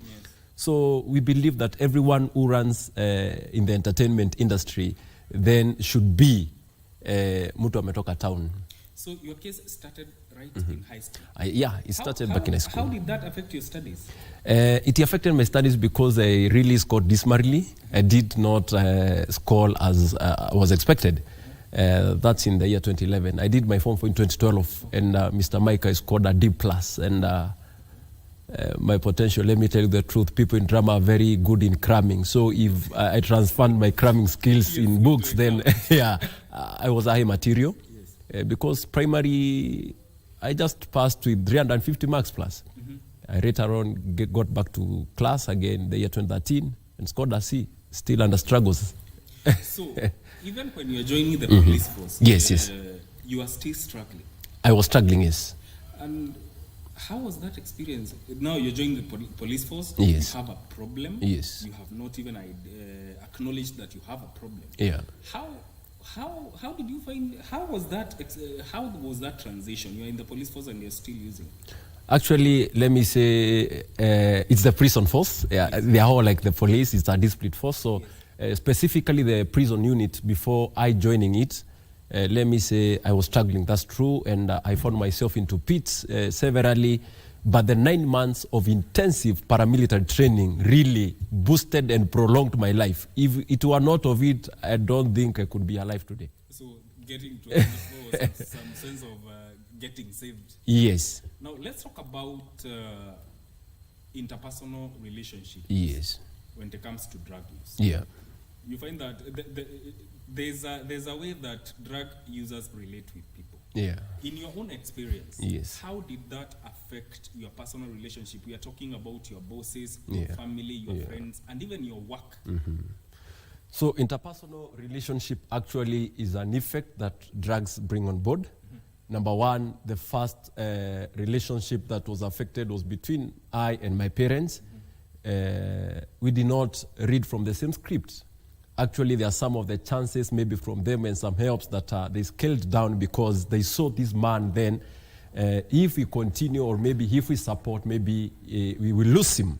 And it was very, very bad, let me say. When it comes to work, still I've suffered interdictions and even dismissal cases, actually. But I thank God because as we speak, the prison force is considering Dennis back. Because you see, things were not good. The transformation has taken place, and they have seen maybe the Hajj and the force and the gear to see the society is transformed as a whole. So the interpersonal relationship really went down, lack of trust, and people could not believe in me. Let me say, wakati mtu amepoteza trust na wewe, everything now comes to a standstill. Yes. Now, someone looking at you right now, yes, will consider you a success story when it comes to recovering from drug addiction. Yes. Now, from your experiences, yes, do you have any mentorship programs that you have undertaken personally to see to in the fight against drugs? Okay, thank you, Mike. You mentioned something about when someone looks at me, will see as if as a success story. And what I say, sometimes you may see men in suits, but deep inside, actually, most of them are failures. And we might look at men from the outside, and actually, they are whispering loud for help, and we are crying on dry faces. I have a mentorship program that is called My Scars, My Pride. I'm that person who is really happy. I'm that person who is willing to share with a lot of grace the life that I've passed from suicidal thoughts, suicidal ideations. You see homicides, all types of stress of life, because I want to see a youth impacted and transformed.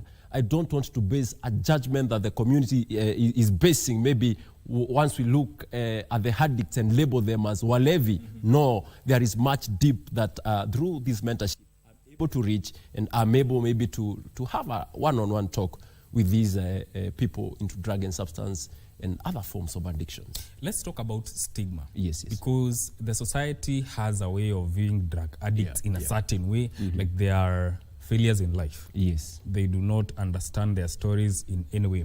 Now, how do you address this stigma in your efforts to fight drugs? Stigma actually is the first root cause for relapse and lapse cases. Today, NACADA is struggling with reintegration of these people as the prisons focus on reintegration of these offenders. Also, NACADA, in the field of addiction, is looking for ways to reintegrate them. Number one, I'm a victim of stigma. Being one of the, candidates of a rehab. After my first rehab program, process back in 2019. Yes. I went back to my workstation whereby I tried our best to boost myself. You see, there's things that we call the recovery capital. And the first recovery capital to every addict is personal recovery capital. So I was able, Mike, to identify myself, to see that God has given me an empowering gift. Yes. That's how Yada was birthed. But through it, there are people who came on board actually to bring it down. But I don't blame them, Mr. Mike. Actually, this caused my first relapse. And this is where I tell people, anyone who is in a recovery journey, don't focus on people. Let the process and the journey be personal. Okay. You see, I relapsed, and I terribly relapsed. It's like taking poison and expecting Mike to die. Wow. Yeah. So stigma is there. and let us stop stigma. Let us support these people in the society. Now, let's talk about youth against drugs and drugs abuse in Kenya. Yes. What is the mission in addressing this vice within the society, and most especially the youth? Yes. Because they are the most affected today. Yeah, that's true. So Youth Against Drug Abuse Kenya, YADA, its mission first of all is to strategically have consultations and partnerships with bodies that are taking this as a national vice. Yes. That's including the county government, the national government, the church, and even other organizations, may it be the CBOs or the NGOs. So strategic partnership is and engagement is our mission, and our vision is just to educate, equip, and empower the youth. To educate is one, to equip is another, but to empower is also another thing. Once we meet with these substance abuse people, how do we empower them? You see, Mike, when you give me 1,000 shillings, and when you put me a business that that is equivalent to that 1,000, tomorrow I can raise 2,000 from that thing. So that's what I call empowerment. Yes. And Youth Against Drug Abuse Kenya, it's an NGO and also a Christian-based organization. We are doing the normal awareness with professionals on board, the psychologists, the psychiatrists, the counselors, entrepreneurs, every profession on board. But allow me, without any fear of any contradiction, to say I realized I can be booked for rehab services and programs more than 100 times if I don't recognize the power in the blood of Jesus. Wow. Yes. Now, let's talk about rehabilitation. Yes. What types of rehabilitations are there?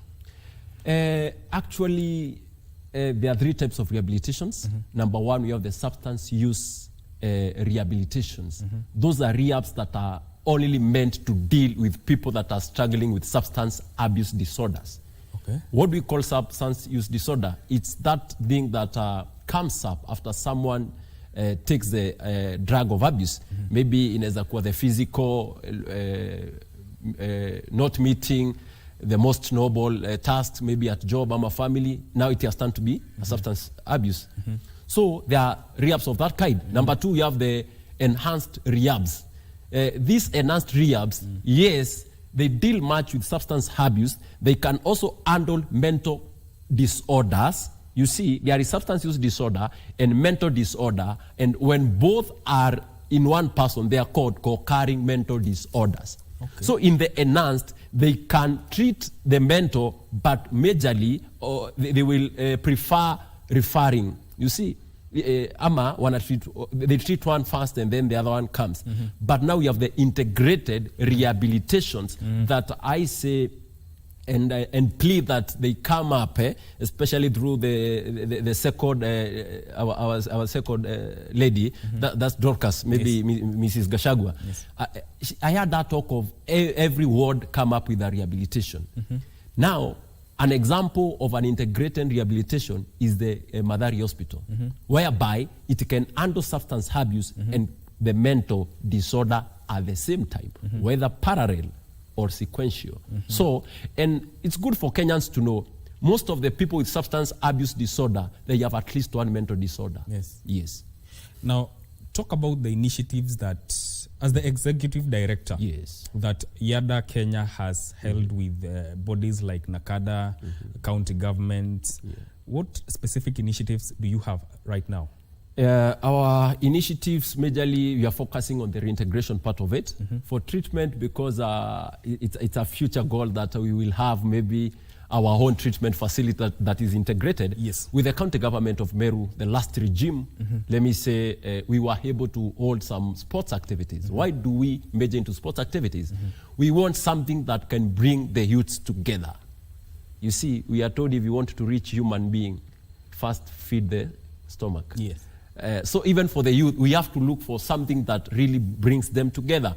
So we've done some sports activities. We've promoted talent the positive way. Yes.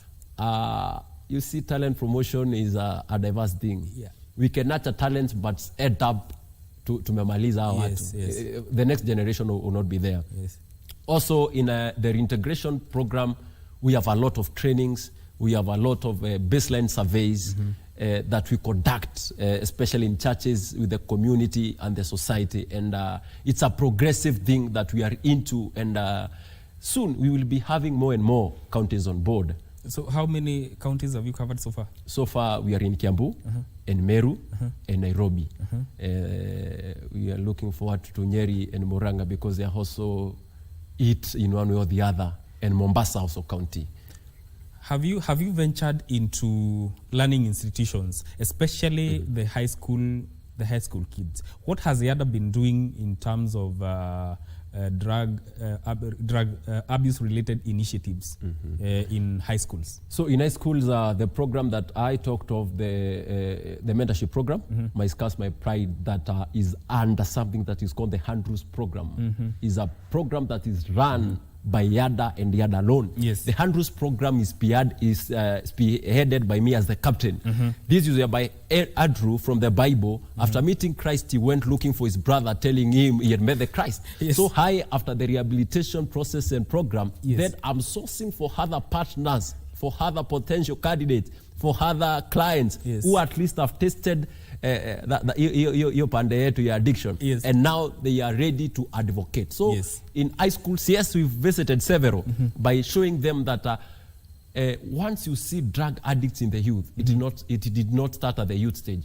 Actually, most of addiction start at the teen age. This is the age of experimentation. This is the age of whereby everyone wants to know what happens.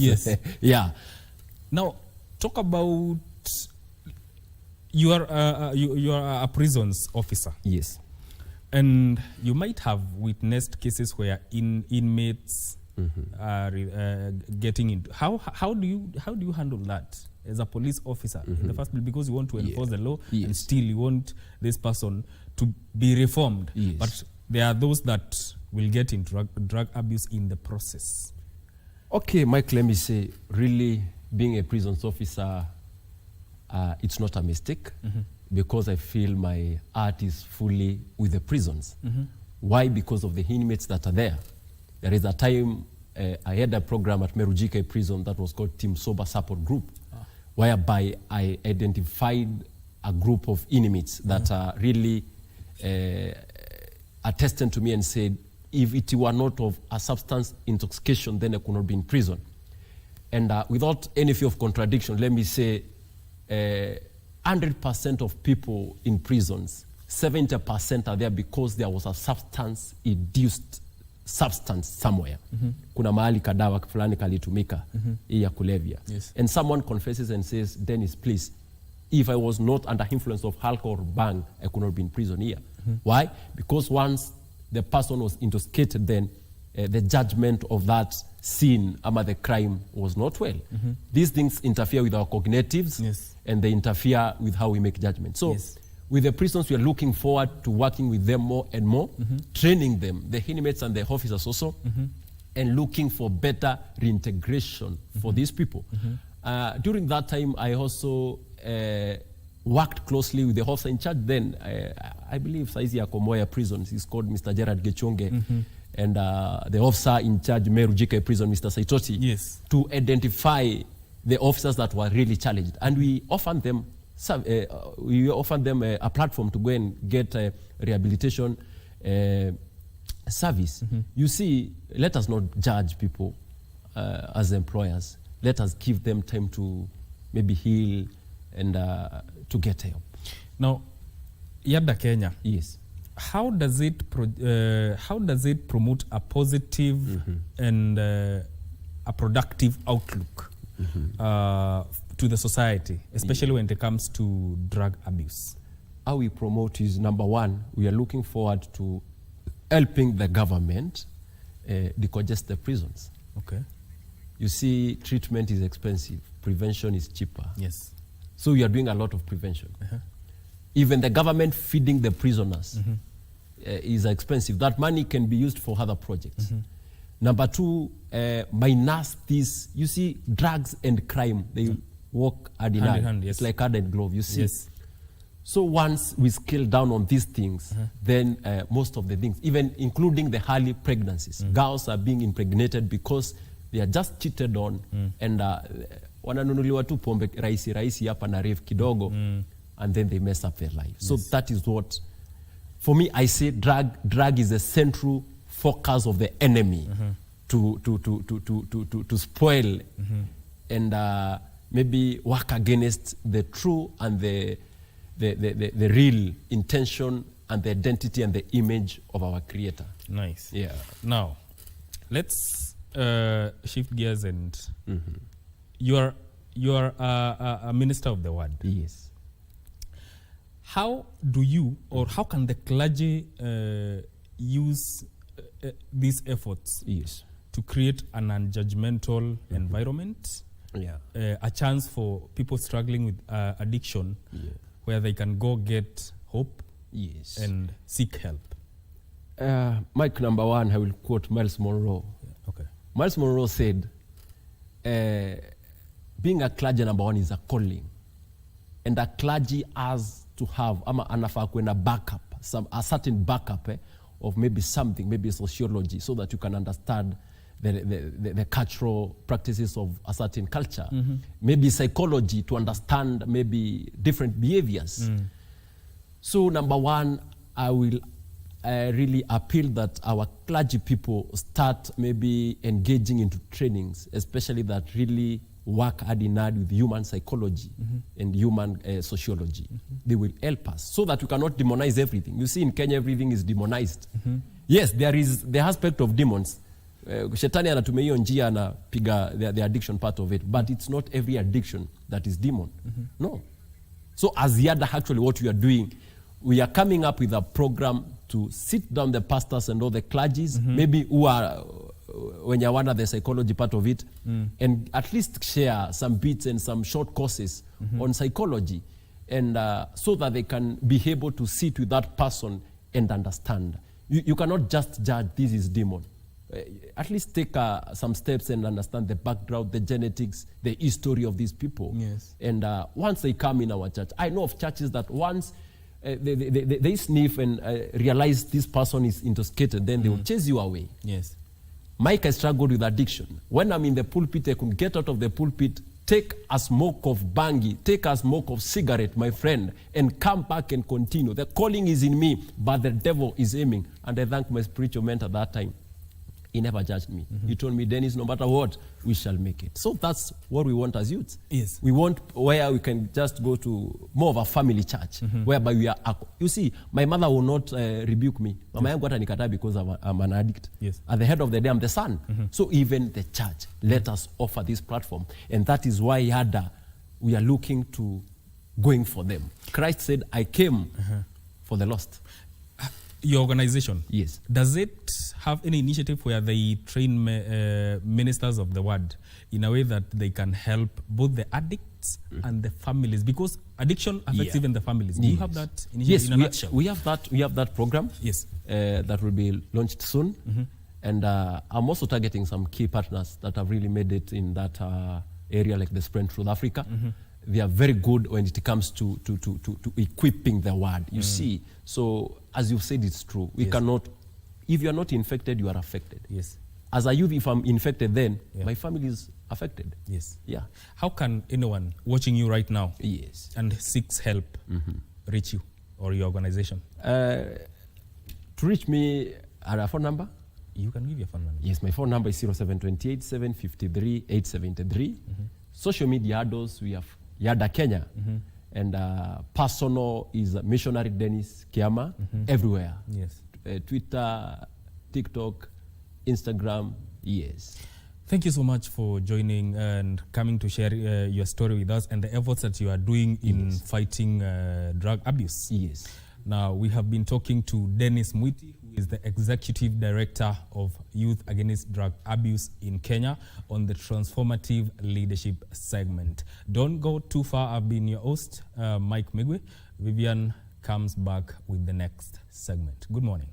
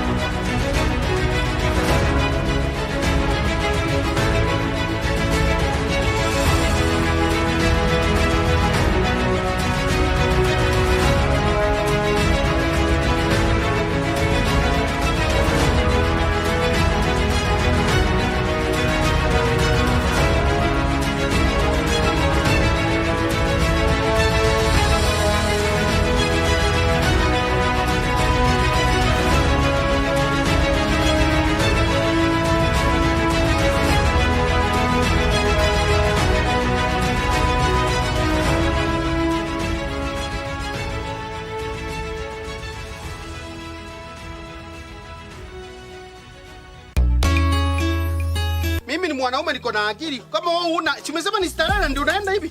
Banda sauli yako. Mimi nitaoga kesho kwani lazima mtu aoge kila siku na nilioga tena. Wewe fanya hivi, pesa yangu nakuja. Wacha niende hivi nikifika pale kwa chifu nikuje naye ndio utajua kweli niko serious.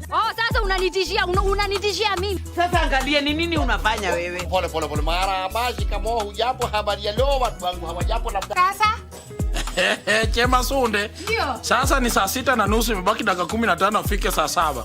Kuna nini inaendelea yenye bado mtaniambia? Wewe toka enda chaka nikiwa huko baadaye. Unatoka na wewe. Wewe.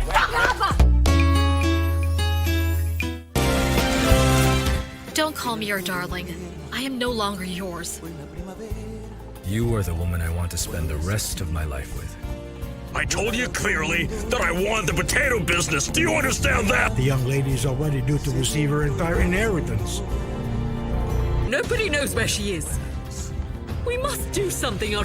Brother, I ask you not to say anything. The two of us need your help. If you don't put your shares in the market and give us priority, I'm going to sue you. We're going to purchase wood from him. I can't buy from both of you. Kirotea kianani umenimaliza kama chai kwa kikombe. This guy from Mulolongo. Mimi nangoja guy from Mulolongo. Naona tu kichwa imejaa kwa TV. Unakaanga ile msumari ya mabati. Unajua ile msumari ya mabati inakuanga. Ile inaitangwa iko na kofia. Amegeram denelam setan over. Nini?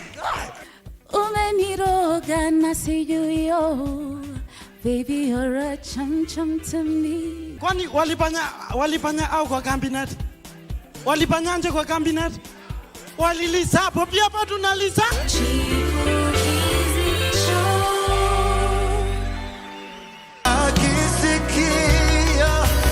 Music can be magical.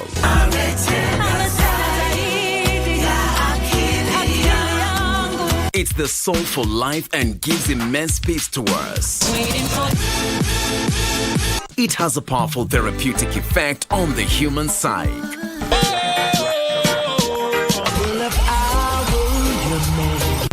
Whether secular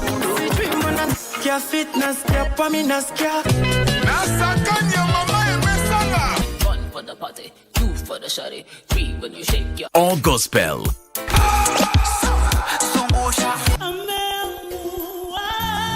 There's a song for everyone, every occasion, and every emotion. God bless you.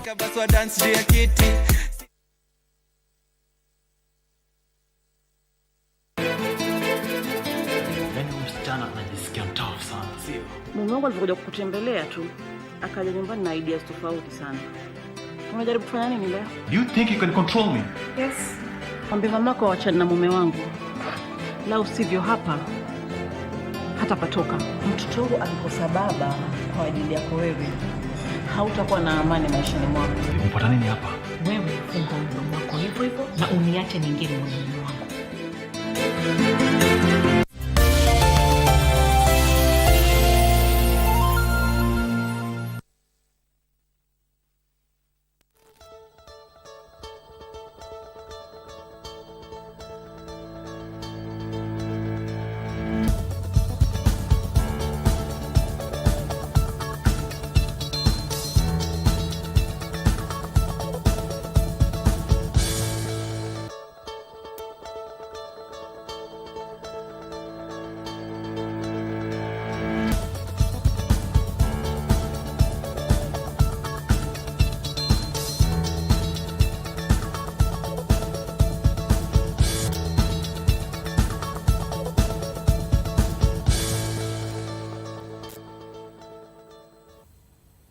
Thank you for staying with us right here on Good Morning Kenya. Now we get into Family Check, and our topic of discussion today on Family Check is the new act, the new Children's Act of 2022, which was repealed from the Act of 2001 rather. And joining me for this particular discussion is Annalyn Sebastian, who is a dispute resolution lawyer, and on my far right is Mr. Leonard Chumo, who is the Executive Director, Ali Start Africa.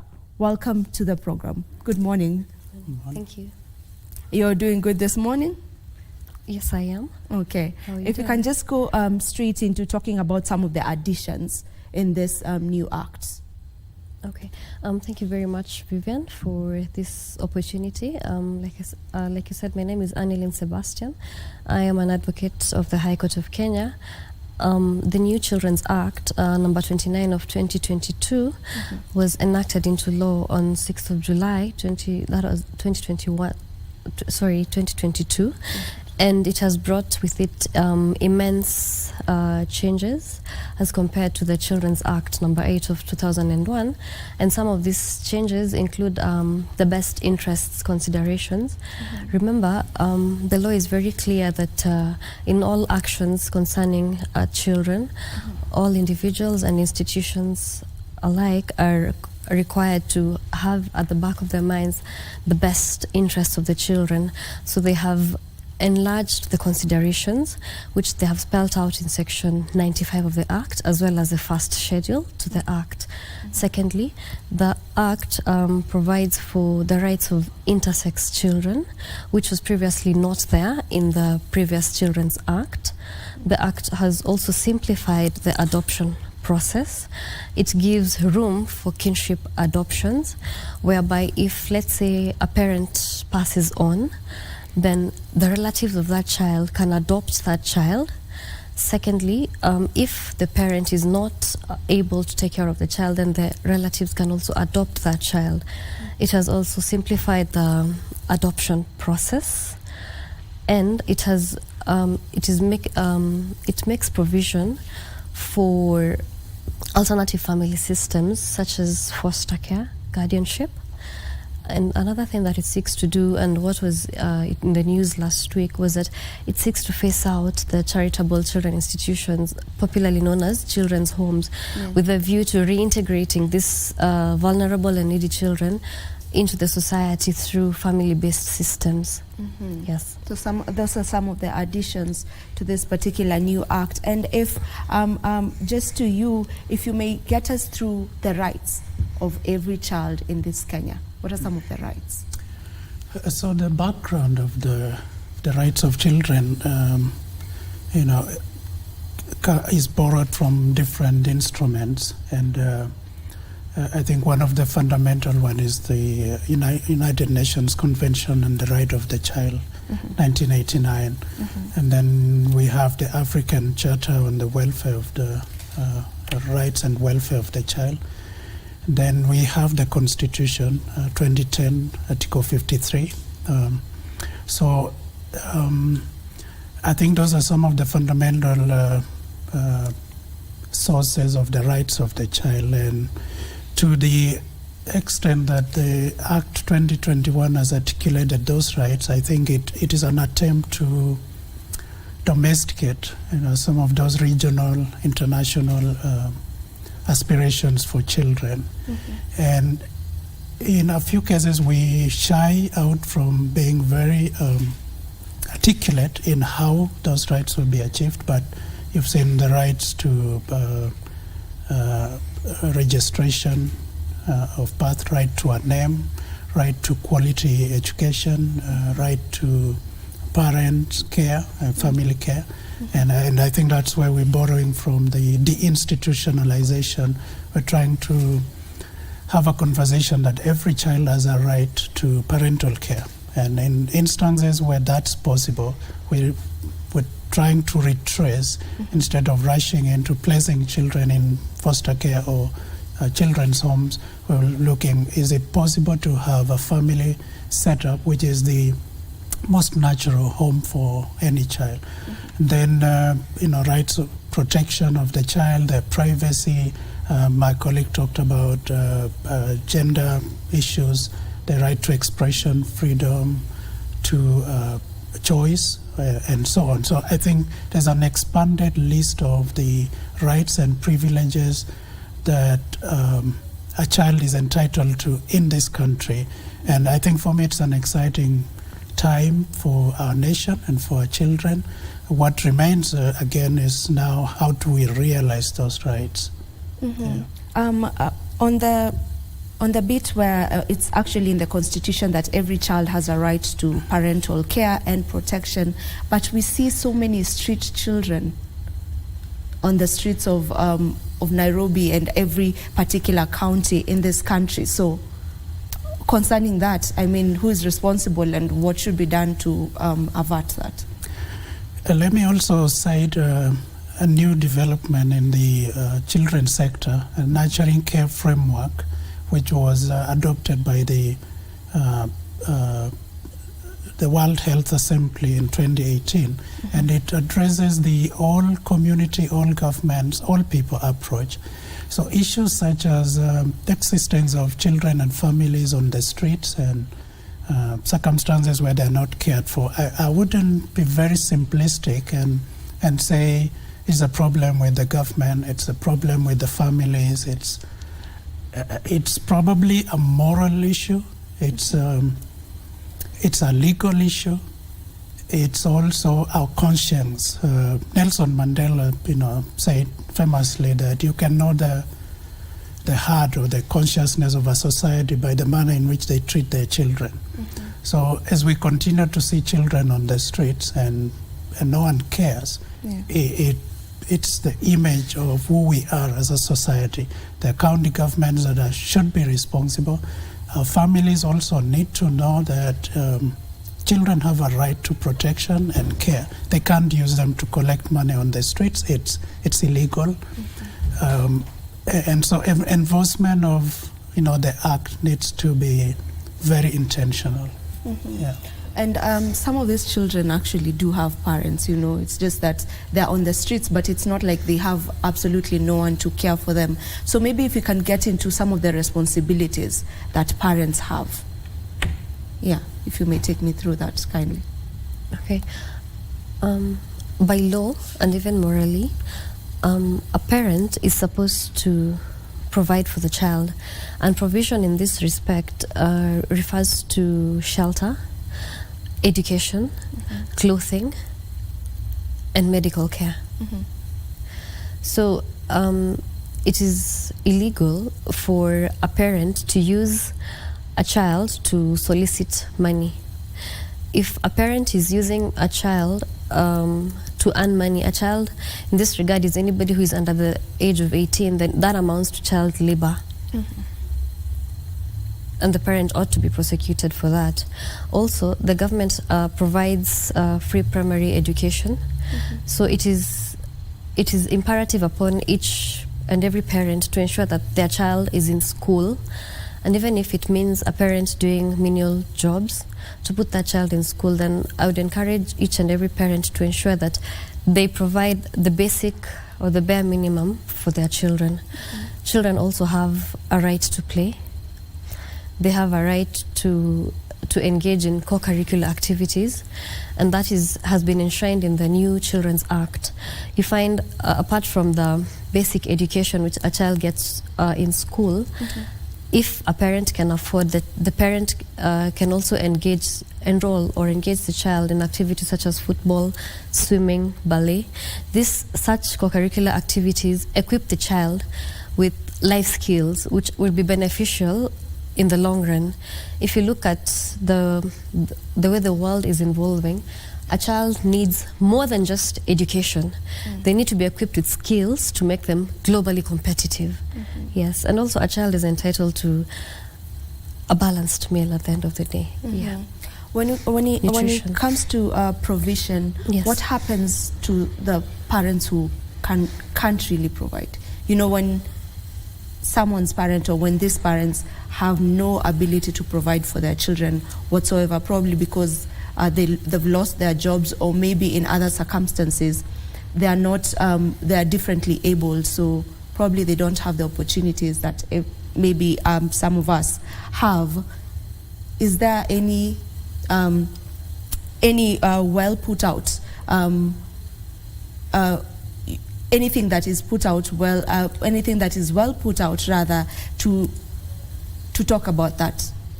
Like, is there something that is currently not really. Actually, such children end up being at the mercy of well-wishers.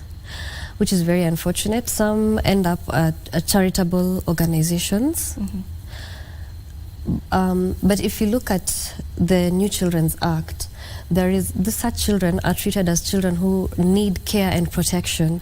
So there's going to be a fund that is going to be created so that such children can be provided for. If, for instance, the parents are differently abled, they're not able to even physically take care of them, then these children will be placed under alternative family services. For example, let's say foster care, where they'll be placed with a family that the social worker deems is suitable, and they will be provided for.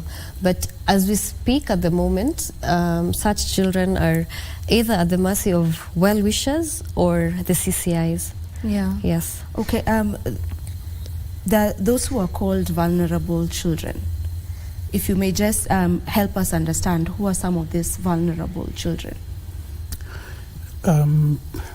So vulnerability varies, and for children, it can be circumstances where they are orphaned, they don't have an immediate parent or relative to take care of them. There may be children that are differently abled, and so that places them in vulnerabilities to access services, programs, education, and so on, use the road, crossing the road, and so on. There may also be children whose parents are, mentally challenged, or they are in, for example, institutions such as prisons, and so the children are basically categorized as vulnerable because they need additional care, extraordinary care outside of the usual care of a parent. And I wanted to add, the question you raised about what happens to children when their parents are not able. It's, and world over, one of the things that societies attempt to be very clear is a child comes to this world without the baggage, and it's up to the society. You've invited the child, and you need to give them the rights, the privileges for them to be a child. And so it does not envision discrimination to say, well, because you don't have a parent, so it's okay for you not to have access to nutrition or health services or education. The rights articulate that anyone who is a child below age of 18. I'll have to cut you short on that. We have a commercial break that we need to take right now, but don't you go too far. We'll be back to continue with this conversation.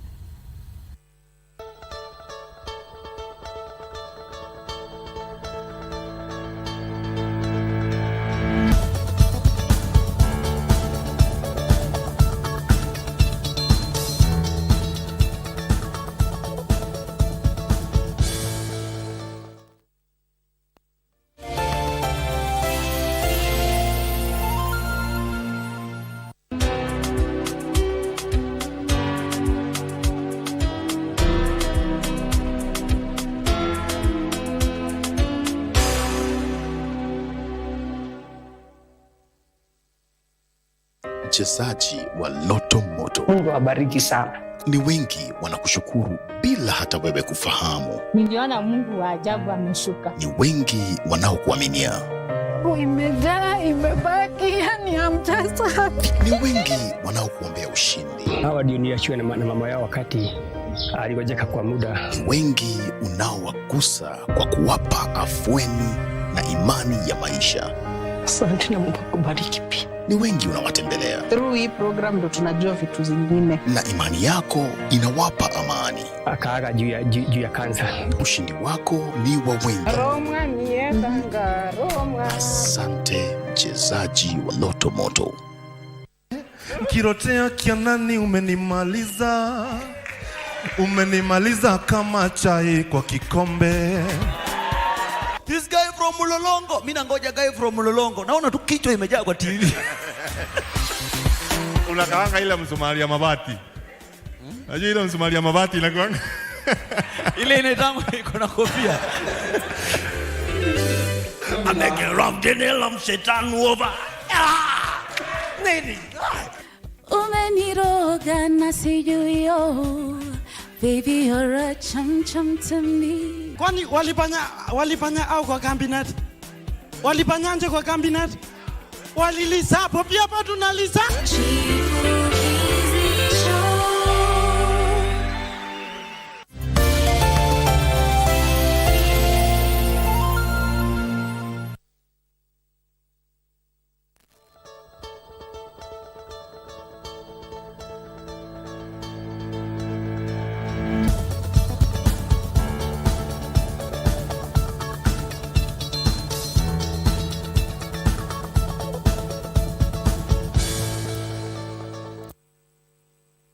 Welcome back to Good Morning Kenya. Now, before the break, Mr. Leonard, you were just describing to us who exactly are vulnerable children.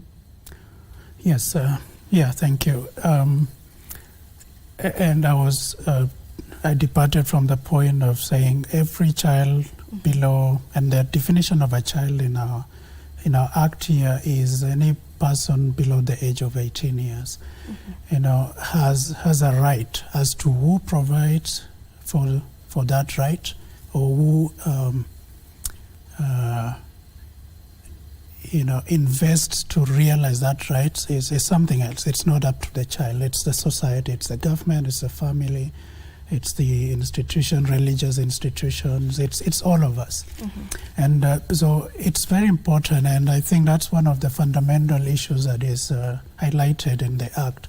The children who are vulnerable, they are highly threatened. They are likely not to access the services that ordinarily every child would access. That emphasis need to be put in them. When we talk about free primary education, are we thinking about what about children with special needs or disability? When you provide capitation for every child, are you considering what additional needs some of these children have? When they leave school, where are they going? Do they have anyone to take care of them at home?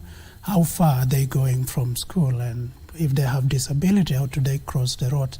So vulnerabilities vary, but basically it is the category of children whose rights and protection and well-being is threatened in some way. Yeah. I want us to get into the matter of adoption, and my question is, how easy is it to adopt a child in Kenya, and who exactly is eligible to adopting a child? Okay. Thank you, Vivian, for that question. Adoption depends on how you look at it. It's fairly easy and straightforward process, but that's if you meet the requirements for adoption. For starters, if a party wants to adopt, or if a married couple wants to adopt, emphasis here is on the word married, because they have to do it jointly and they ought to have a marriage certificate. Because I would imagine it would be very chaotic where one party to the marriage wants to adopt a child and the other party is not for it. So it would cause tension in the marriage. It would not be good for the child. So for a single applicant under the new Children's Act, a lady can adopt a male child. Previously it was not allowed. The requirements for adoption, the first thing is that the first step is to visit a registered adoption agency.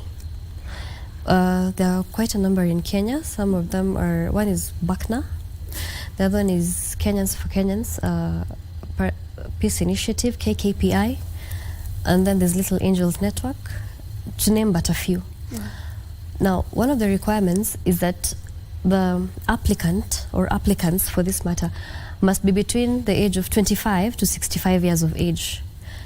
And they must be at least 21 years older than the child. So upon visiting a registered adoption agency, there are some forms that the social workers or the agency workers will give them, and there's some information that they're going to seek from the prospective adoptive parents. Some of them, they look at the residence of these prospective adoptive parents. Is their home suitable for the child? Are they able to provide for these children? For instance, if somebody is in business, they will ask for the bank statements. if their salary, they'll ask for the pay slip. Okay? They will also visit your home and do a home report. They will consider the fact that you have other children. Okay? So once they assess, they are going to prepare a report. So once the report is done, it is usually circulated now to the children's homes all over the country. As a prospective parent is filling in the form, they attach their photographs and they specify the age and gender of the child that they want. Most people prefer infants because infants are easier to mold, but others end up being matched with older children, but they still accept a child. At the end of the day, if it's a child you want and a child is available, most people take the child. Okay? So once you have been matched, the agency calls and notifies the adoptive parent that there is a certain child in a certain children's home who has... okay, let me just take you back a bit. Before you are matched with this child ought to have been declared free for adoption by the adoption agency. So once you have been notified that there is a child and you have been matched, usually they look for a child that somehow resembles the adoptive parent. Oh, they actually do that? Yes, they do. Like the features, the complexion. When I look at people who have adopted their children, the resemblance is so striking, and it's so striking. It's hard to imagine that these kids actually do not belong to this parent unless they actually tell you that this child is adopted, you know? Yeah. So once a parent has been matched, then what the parent needs to do is to visit the children's home and bond with the baby. So once you get there, it is the social worker who now introduces the baby to you and gets you to bond with the child. So you bond with the baby for a short while at the children's home, and then thereafter you take the baby home for 3 months, which is at the period that we call it's foster. It's a foster period for you to bond with the child. And within that time, you're supposed to go back to the home to just tell them how you're bonding at least twice. And if you notice anything about the child, you're free to communicate it to the agency. You're also free to conduct a medical test on this child. So if within 3 months you feel that you have bonded well with the child, then you can now start the court process. And all adoption processes are lodged at the High Court of Kenya, the Family Division. The judges there are very, very friendly. Yes, and adoption is a very noble cause. Yes. So within these 3 months, you haven't finalized everything yet? You've not even... So there's still a leeway of you deciding that, okay, maybe this is not the child I want to adopt? Or does the child also actually have a right to say that they didn't feel comfortable in that particular home? Okay, I'm sorry about that. We go to you for a while. Okay. In this new act, it also states that any child below the age of 12 years old, even when they commit a criminal offense, they are not eligible to be. They can't be prosecuted in any way.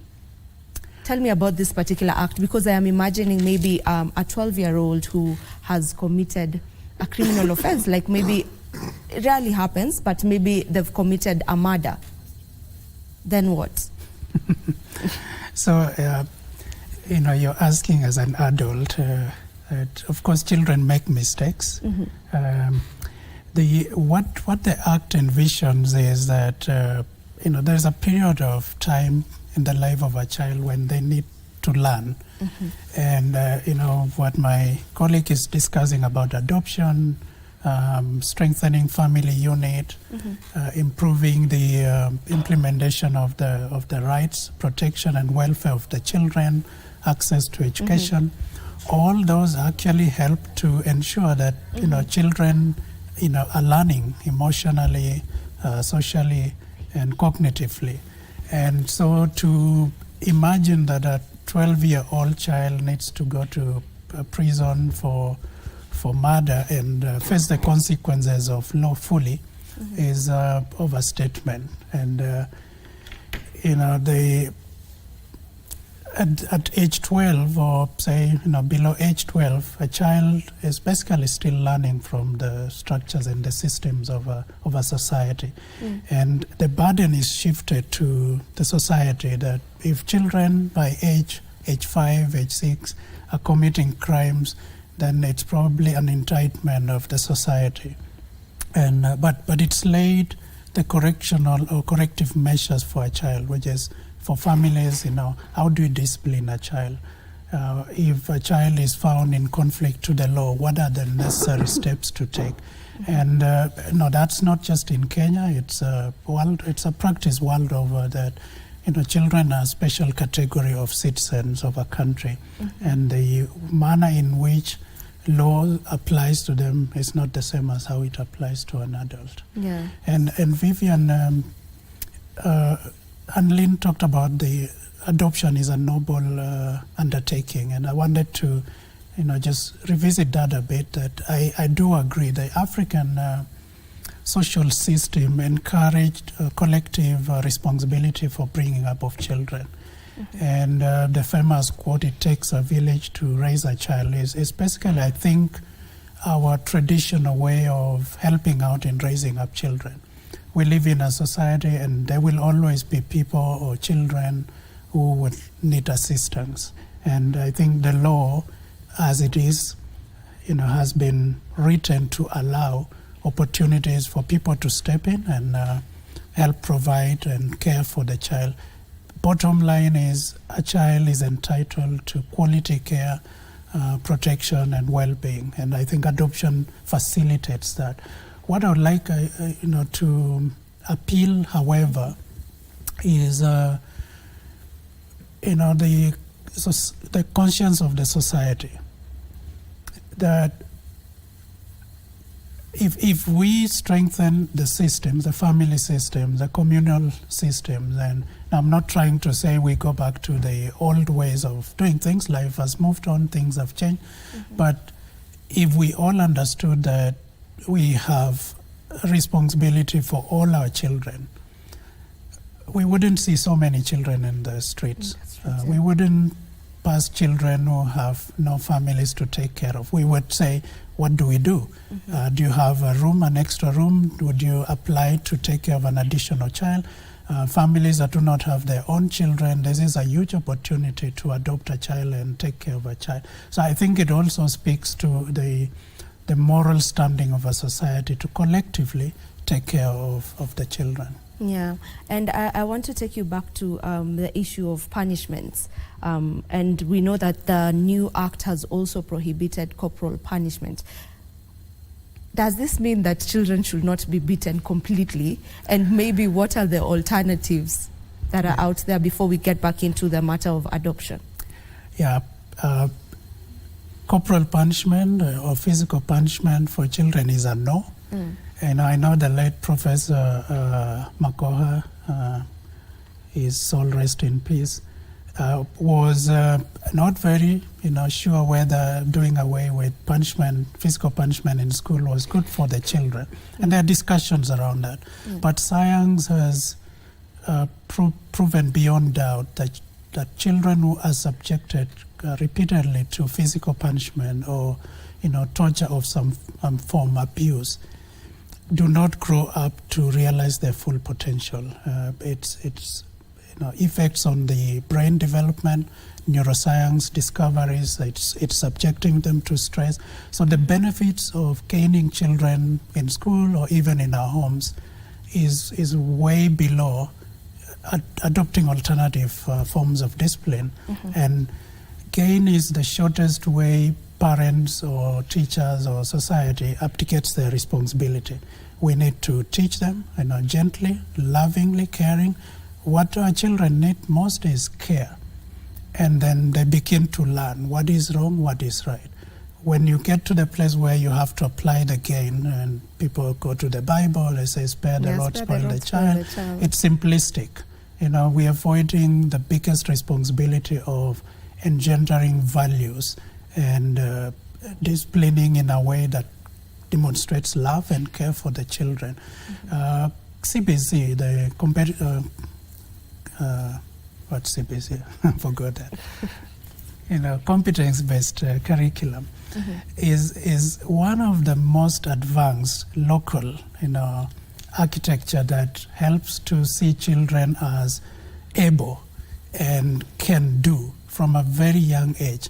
And so we begin to have children as allies, as friends, as collaborators, and not objects that need to be inflicted with pain and to be instructed around in schools and in homes. So let's not punish our children. Let's explore what other ways can we discipline them, withhold certain benefits, but insist on teaching the right values, what must be done, why, and also explain why. Because we tell a child, don't cross the road. You don't tell them because the car will hit you. Don't play with sharp knife. But you don't tell them why. Why not? Give them the reason. They are scientists. They're discovering why things don't happen the way they happen. So beating a child is a crime, punishable by law. It's a crime, punishable by law. And we should all stand up for the rights of children. I'm not saying that we wash our hands and say it's up to them, but not caning. Caning isn't the alternative. And it's not just law, it's science. Putting them under pressure of stress, affects their brain development. Between the age of 0 to about 5 years, the brain, which is the engine of every human development, is growing rapidly. And what stress does is that it impedes the neuron connections in the brain that then later affect the behavior development and the education of a child. Okay. If we can get back to Annelyn, and on the matter of adoption, you were just explaining to us that before someone gets to adopt the child fully, they get the opportunity to get 3 months to go with them, to have visits, in their homes. And I was just asking the question of, what if the child decides that I didn't feel comfortable in that home? Do they have a right to not be adopted by the specific person? Okay. The new Children's Act actually allows for children who are capable of giving their consent to actually give that consent for adoption.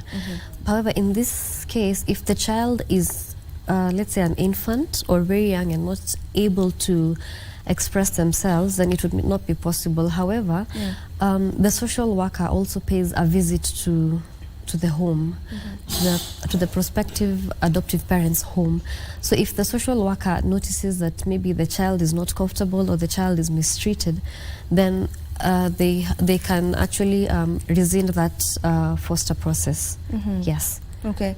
And when in a case where you have siblings in a particular adoption home, are there do they give more privilege to someone who's looking for more than one child so that they may be able to take the siblings? Or when we have siblings, they can be parted, one to be adopted in a specific home and another one in a completely different home?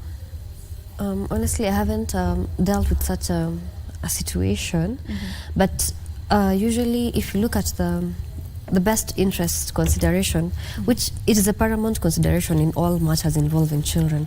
So I want to believe that even the agency would consider the circumstances of the other children, and if maybe a parent would be willing to take in both of them, then it would be in the best interest of these children, because separation would not be an ideal situation, because these are children who maybe have grown up knowing each other. And adoption is permanent. Okay, it is not reversible. So I think to minimize the adverse emotional and psychological effects that it would have on the other child, then it would be an ideal situation if if maybe their siblings can be adopted together. Okay. And as we wind up on this particular discussion, maybe if you may just take us through, if they are there, are there gaps? Are there gaps in this particular act? Do we have loopholes?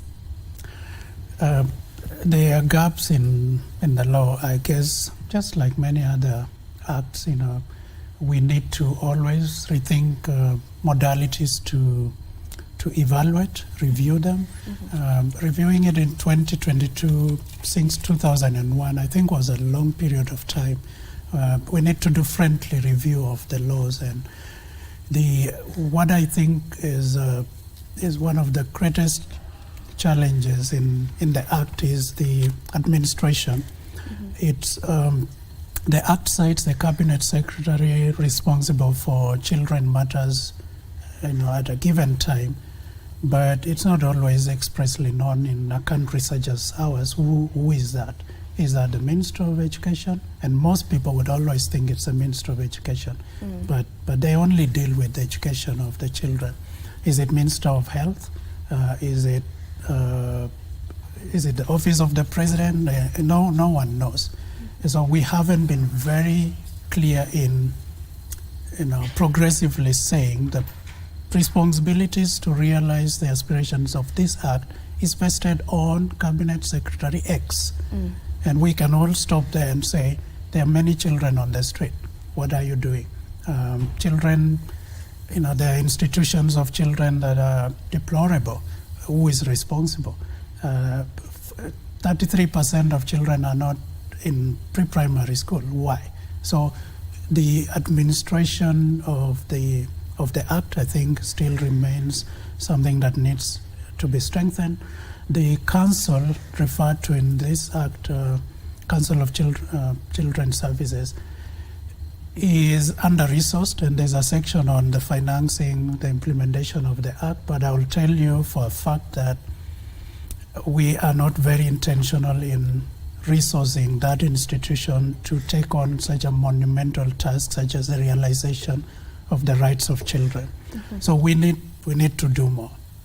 And then thirdly, the relationship between the national and county government is not very articulated in this Act. In fact, there are contradictions. There are acts from the Ministry of Education relating to the basic education and so on. The counties are also enacting acts. There are issues like childcare facilities, which is devolved, but the way in which the structures of envisioned in this Act are cascaded to the county levels do not speak to the structures that exist at the county level. So what we will likely see is the rivalry of authorities and powers, and or parallel structures that then would not act for the benefit of the child. And then last is the modalities to sensitize the public, to educate the population on the rights of the child, so that it is everybody's responsibility really to ensure that the children have rights. And I call upon the politicians, for example, to take this very seriously. Any nation that aspires to grow, to access social justice, equity, and productivity must, and I say must, invest in children. Yeah. I get that. Thank you so much, Annelyn and Sebastian, and Annelyn and Leonard.